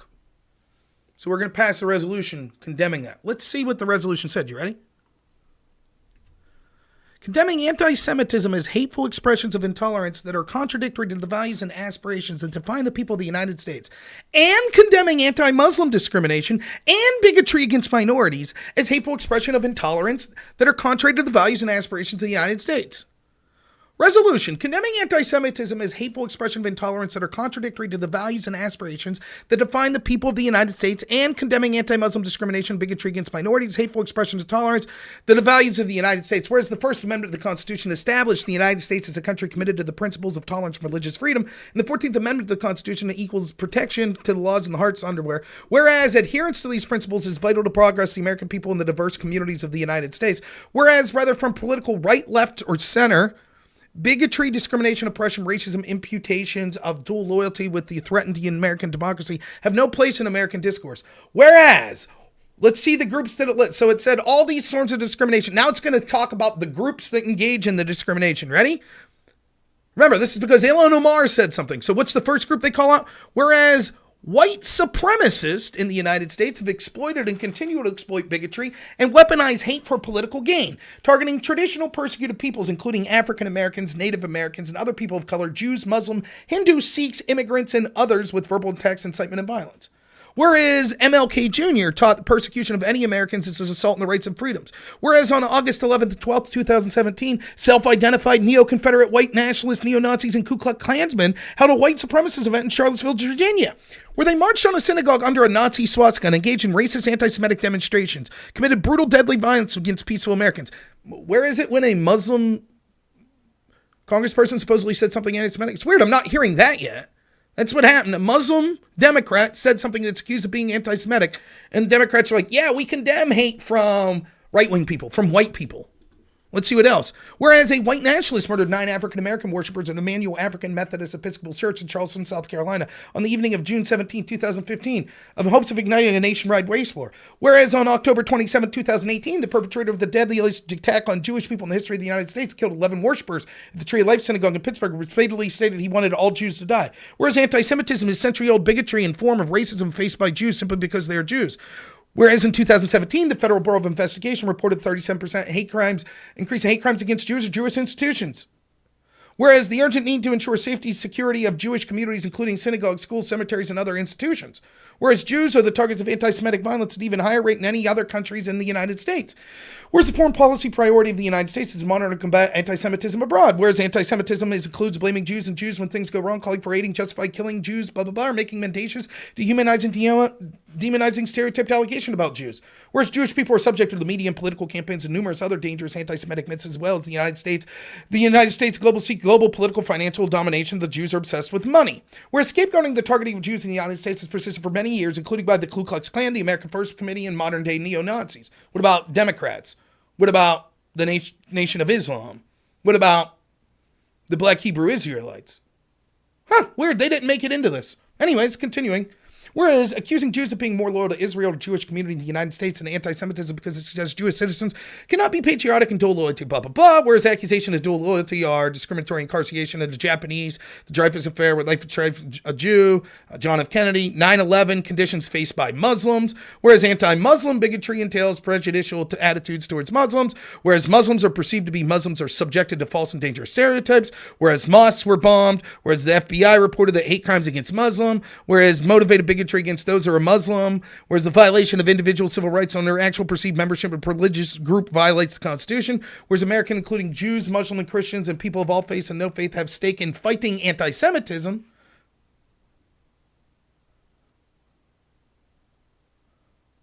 Here we are condemning Jewish and Muslim attacks, acknowledging harm suffered by Muslims, Islamophobia. Encourages all public officials to confront anti-Semitism, Islamophobia, racism, and other forms of bigotry, as well as historical struggles against them, to ensure the United States lives up to its transcendent principles.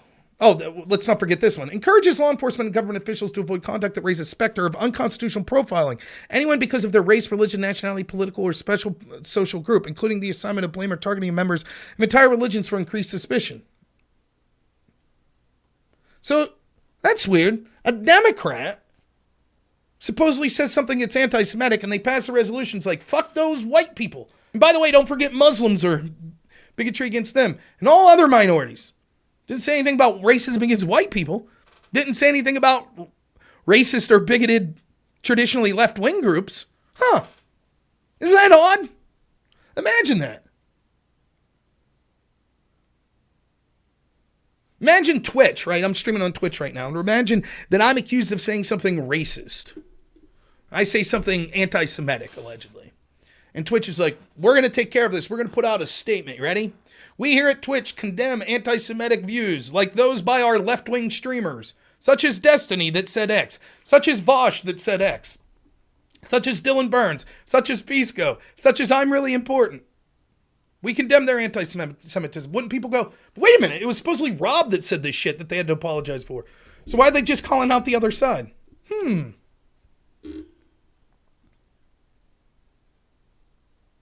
You see?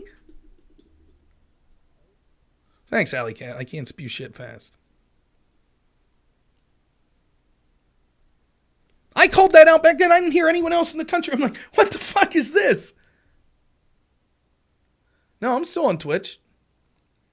So in other words, a supposed Muslim member of Congress who's a Democrat, who happens to be a person of color, says something allegedly anti-Semitic, and the resolution's like, fuck them white people.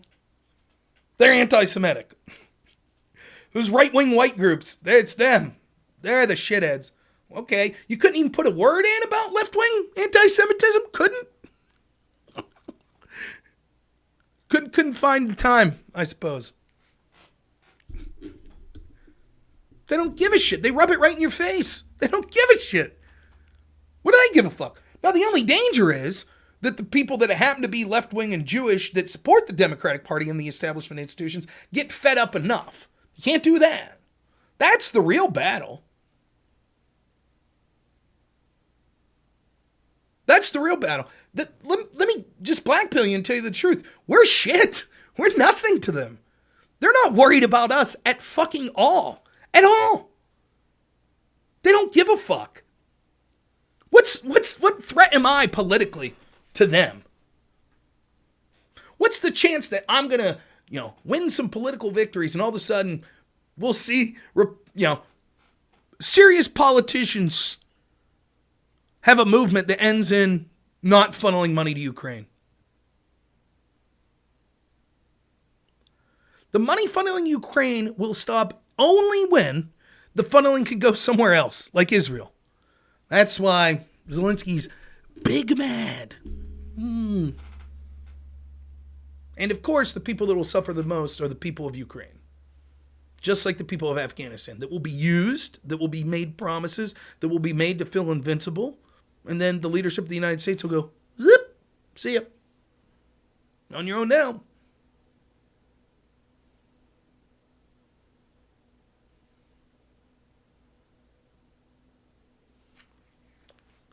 The establishment isn't worried. They know. They could lock your ass up. They could censor you. And they'll have mass approval to do so.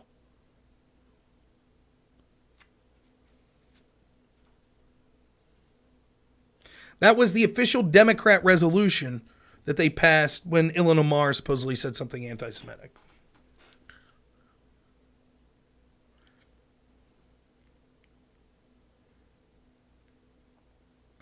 So they don't give a shit. It's an interesting battle, though. As someone who's a perpetual loser in politics, my ideology, it's interesting to what I've always found this battle to be fascinating.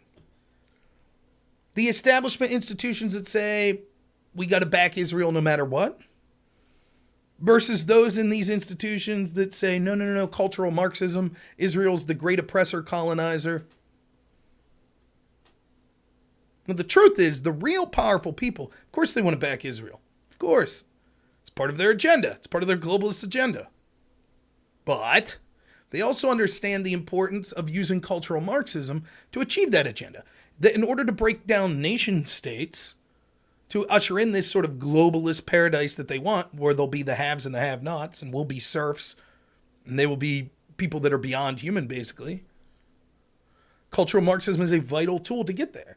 What they haven't quite figured out is how to convince the lower level people that believe this shit of everyone's oppressor or oppressed and white people are oppressors and people of color are oppressed, how to not include Jewish people are oppressors and Palestinians are oppressed. They haven't figured that out. So they're in this weird fucking, it's a tool we need to use, but it's going to be turned against some of our allies. What do we do? So it's interesting to watch the power struggle. As an outsider, it's interesting.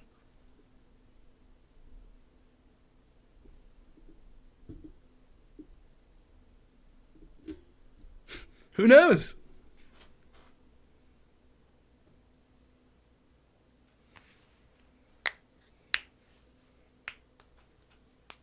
So,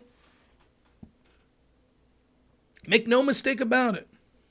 Prolific left-wing Jewish groups encouraged open borders and the acceptance of refugees in all of these first world countries. And now they're aghast that bringing in people and telling them that they're oppressed, particularly people of a Muslim faith, would say, right, we also feel oppressed by our Muslim brothers in Palestine from the state of Israel.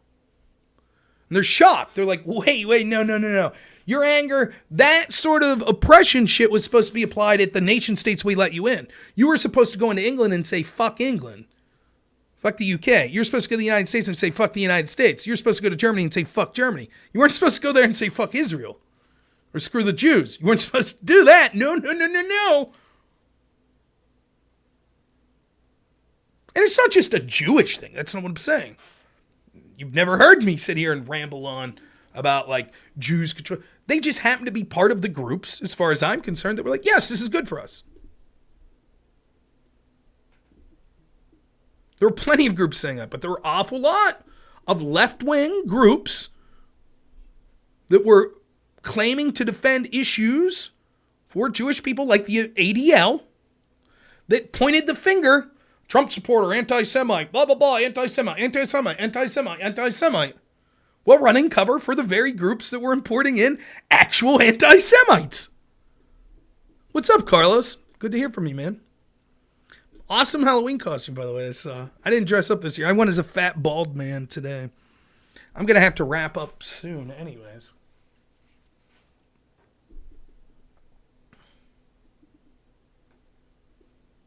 What's confusing about my position? The United States shouldn't be involved. Pretty simple. Israel's done terrible things. Palestine's done terrible things. The modern left, which there's an awful lot of Jewish people in, absolutely supported cultural Marxism and weaponization of people as oppressors versus oppressed when they thought it was going to be targeted at white people or at Christians or at men or at straight people or any other groups that the cultural Marxists want to say are oppressors group. They did not expect to be included in that by being labeled Jewish and being oppressors. Pretty simple. They created the monster that's now biting their hand. The radical left that wanted people canceled for supporting Trump or for questioning COVID and things like that are now aghast that many of them are being canceled for supporting Palestine.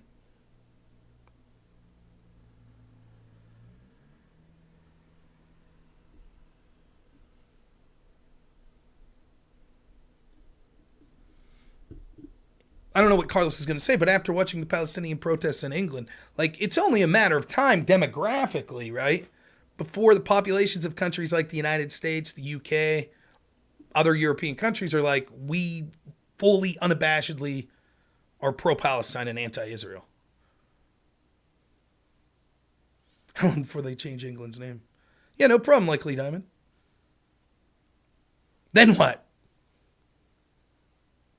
But 70% of Jewish people in the United States voted Democrat. Border security was racist, right? Oh, absolutely. There's a difference between Jews and Zionists. You won't hear me denigrate. Show me. Show me denigrating Jewish people. I'm not. I denigrate Zionist only in this sense. Any country that has undue influence in our country, same criticism I have with Ukraine. I'm tired of the leaders of our country caring about other countries more than the people of this country. But a disproportionate amount of Jewish people voted Democrat, a party that basically is founded on the idea of the other side's racist and their policies are racist and border security is racist. Okay. I am a hockey fan. I'm a big Penguins fan. My friend Carlos is also a hockey fan. Well, being racist isn't good.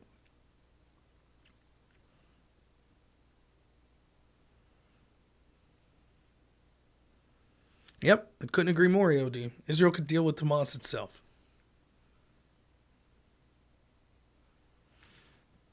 Now, tomorrow evening at 8 p.m. Eastern time, I should be debating. By the way, if you're wondering why I'm home, I actually took this week off work. So, yeah, I got the week off. Tomorrow evening around 8 p.m. Eastern, I'm debating a newer person. I believe it's a person. I saw an email one time. They reached out to me, and I forgot to respond to it. And now the Crucible asked me if I would debate on the Electoral College. So I'll be debating on the Electoral College tomorrow. So I'm not really interested in hiding my position or anything like that. I support the Electoral College. Yeah, the Penguins aren't looking so hot this year. Whatever, Carlos. When's the last time a fucking Canadian team won the cup? Aren't you a Canadians fan? Jeez.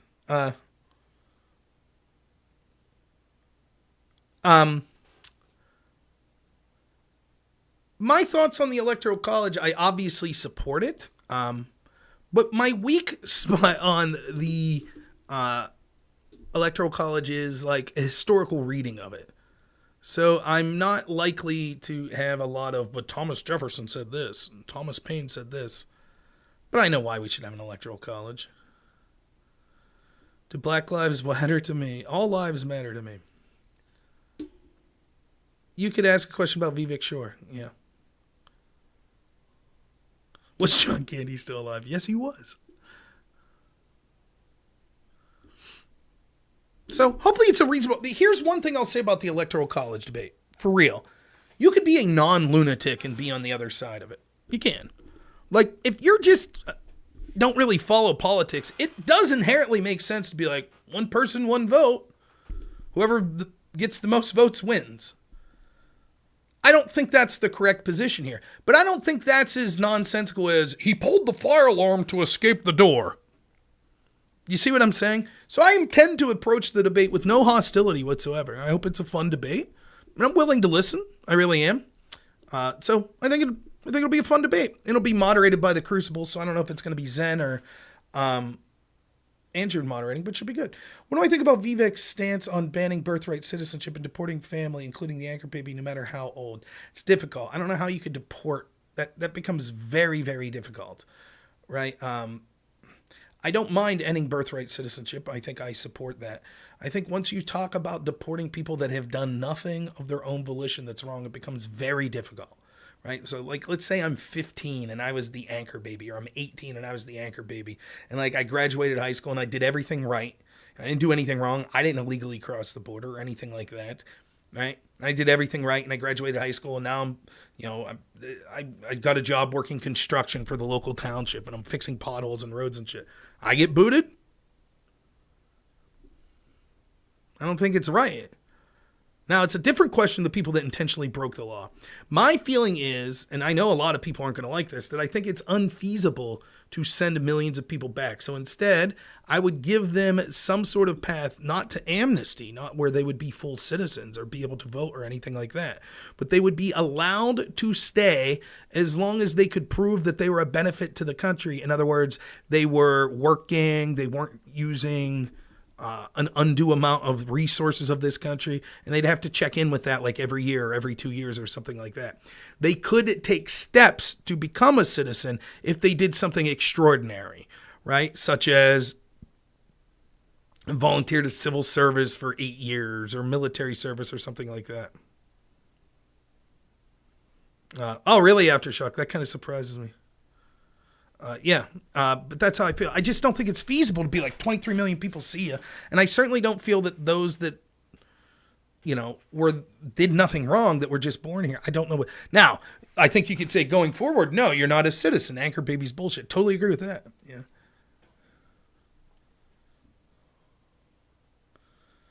What is the main justification of benefit for the Electoral College? It like a political affirmative action for low pop states and regions?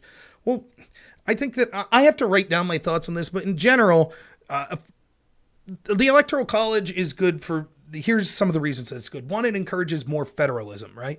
So if you allow just a direct national popular vote, what happens is you'd only have a handful of states like New York and California that basically would be picking the election every time. And this is going to be bad for a union of states. And it's probably why the founding fathers would have been for an Electoral College, because you had a bunch of states that were asking, well, what's the benefit to us joining this nation? Now, there's clearly a military benefit, and there's going to be a benefit of having things like the same currency and sort of nationalizing laws and things like that would make sense, right? But what's your benefit if you're a state like Wyoming? Obviously, they weren't one of the first 13, but we'll just use that as an example. That's never going to have a vote that would mean shit. Your opinion would never be heard of staying in the union. What would be your benefit?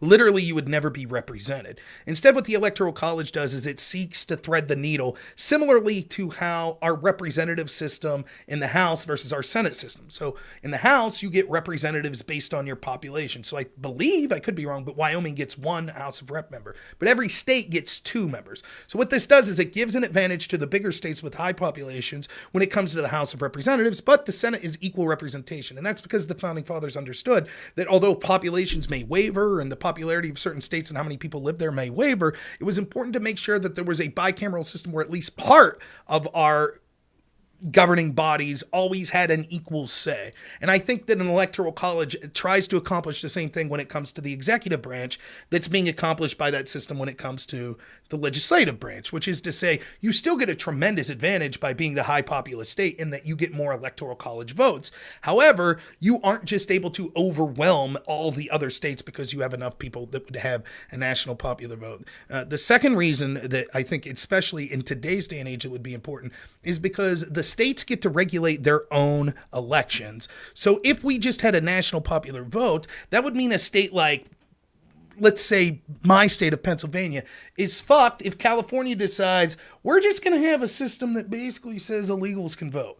Now, they might not say it on the book, but let's say they don't do a very good job of checking who's on their registry. Right now, all they could do is basically they win California, which they will anyways. But what's if they're all of a sudden, like now we see an extra 30 million votes in California and no other state's allowed to go in there and check. California is the ones that are checking themselves. Who's to say that they have adjudicated that election properly and haven't allowed illegals to vote or people that shouldn't be voting and things like that? So that would be the second argument, because it would be very bad for those sort of things. The third thing is that it's sort of like back to the federalism argument and things like that. I think that this system encourages a more moderate or welcoming person that it could at least argue from both sides of the issue. And that's important, especially when we have such a divided country. If we had a society and where just the population centers were able to then basically choose who the president was as well, I think that we would see even more calls for a bifurcated country and for there to be a split, because the parts of the countries that have large swaths of land would be unable to ever be able to compete in the executive branch. And in a world where the executive branch is getting more and more powerful, that would mean that these states would get even less and less representation. I think that's sort of the fourth argument, but I think it goes with this, is that's sort of more important in a world where we see that those population centers also happen to be our cultural centers. So for example, what the people of New York want, because there's so many of them, there's so much money there and so much culture that goes there, or things that control our culture that go on there. There's basically, when it comes to flyover country or middle America, there's almost no cultural representation. There's very little political representation. So if we went with a national popular vote, that would mean even less representation for them. So in the current system, there's already an overdue amount in our institutions of representation, I would say, for the heavy populated states, particularly places on the East and West Coast. I would think that that's already evident. So I would seek to sort of alleviate that in the way of just keeping the current system that we have. And then there's other reasons. Like, this is just sour grapes from people that are still pissed off that Trump won in 2016. There's no way that the same Democrats that are calling for this would call for it if it happened the opposite way. There's no way that they would be saying, oh, Hillary didn't really win if she won the Electoral College and lost the popular vote. They're only saying this because they see this as an impediment to total power. And make no mistake, if they get total power, they will use it to encroach on us with authoritarianism even more. And so I feel it is just in both the moral and sensible in the abstract of how our system should be set up that we have an Electoral College. But I also think that in a more practical sense, that the left are crazy fucking authoritarians that seek to dominate every institution and to completely cancel out anyone who disagrees with them, that we need to keep this current system in place. That would be basically my argument. Anybody have anything else that they think I missed that I should be adding? You just got a Rumble notification for the show. Yay. That's basically my argument.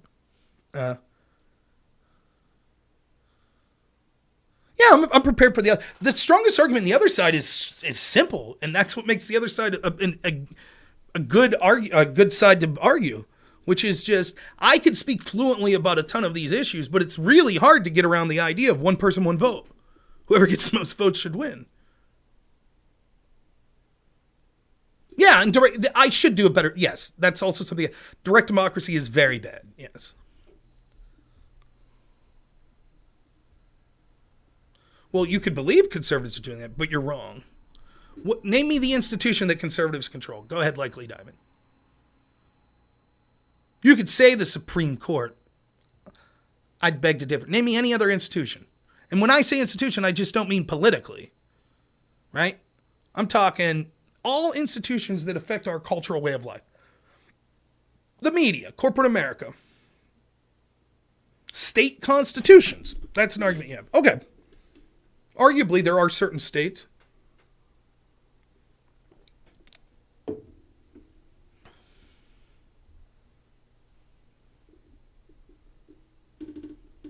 Yeah, Alley Cat, I agree with that. Yeah. Corporate America is overwhelmingly establishment and Democrat Party. Academia, overwhelmingly left-wing. Mainstream media, overwhelmingly left-wing. Social media, overwhelmingly left-wing. Increasingly, the churches, which used to be a counterbalance, they're becoming more and more left-wing. Big Pharma, you think? Which side do you think is more likely to protect Big Pharma and Big Pharma has more invested in? Democrats or Republicans? Certainly, they have an awful lot of Republicans that are on their side as well. But the only criticism of them comes from the right, the only effective political criticism. Or did you forget vaccine mandates and lockdowns?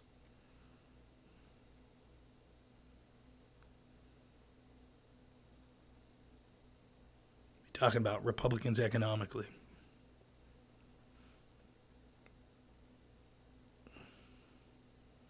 No, it's not true. The leader of the Republican Party, at this point, Donald Trump, I guess you could say he's heavily into the vaccines. But certainly the only political people you see are like Rand Paul that are pushing back. Who's that in the Democrat side? But you're absolutely right that the vast majority of the Republicans are pushing for it as well. When you talk about conservatives or Republicans, which side has voters that are more critical of the pharmaceutical industry and things like vaccines? Which side would you say? I don't think it's even close to equal. In fact, I hear Democrats on the left say all the time about stupid Republicans that are vaccine hesitant and things like that. So pretty much every institution is dominated by the Democrats. It's not even a Democrat-Republican versus thing, though. It's more of an establishment versus non-establishment.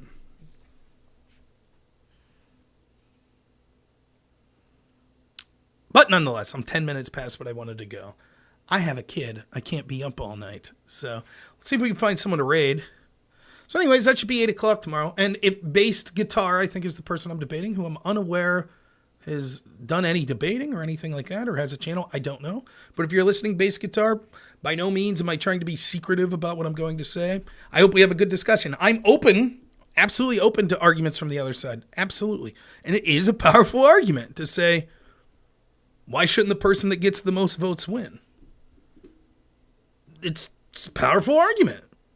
It makes sense.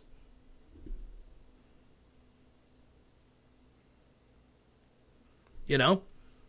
And so you have to, but you could say the same argument with like, why shouldn't you get more senators if you're a bigger state? Right? Like, so it really is. Yeah, but I agree. The federalism argument's the strongest. And I think that what Aftershock said also about the tyranny of direct democracy. If we could change the Constitution from an electoral college to a national popular vote, then who's to say we couldn't change to more direct democracy shit? So 51% of the people say that 49% of the people are colonizers and deserve to lose all their shit. Same thing. So, I don't know. Anyways, looking for someone to raid.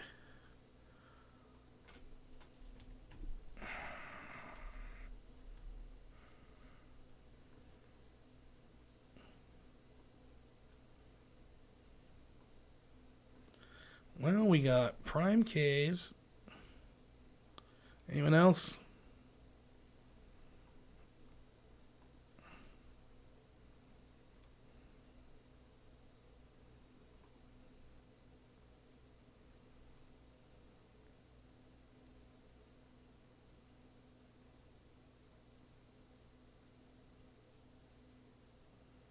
And that might be true, Aftershock. That's totally... I assume my opponent will not like the Constitution. That's fine, though.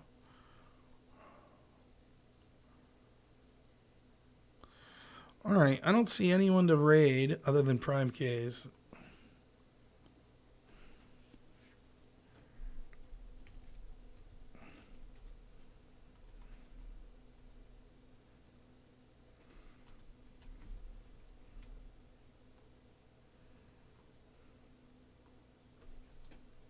So, let's do that.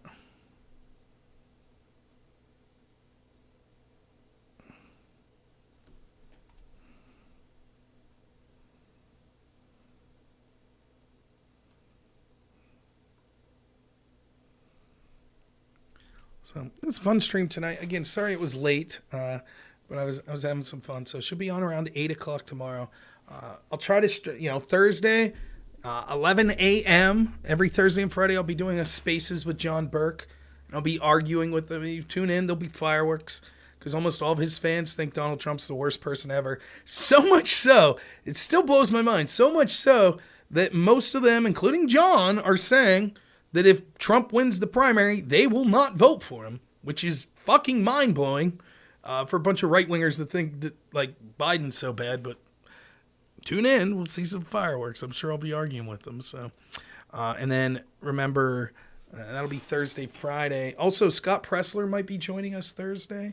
I know he's busy, but he said he's going to attempt to join us possibly on our Spaces Thursday. So I'm going to keep in contact with him and see if I'll be able to do that, get him on the show. I think that'd be amazing. And then Saturday at 9, I never stream on Saturdays, but Saturday at 9 p.m. Eastern, I will be streaming with Counterpoint. So it should be good. So thanks, Adversity. I've enjoyed him as well. So, all right. Thanks so much, everyone. I really appreciate each and every one of you. We'll talk to you all tomorrow at 8 o'clock. I'll be on here and on the Crucible debating. As always, have a good one.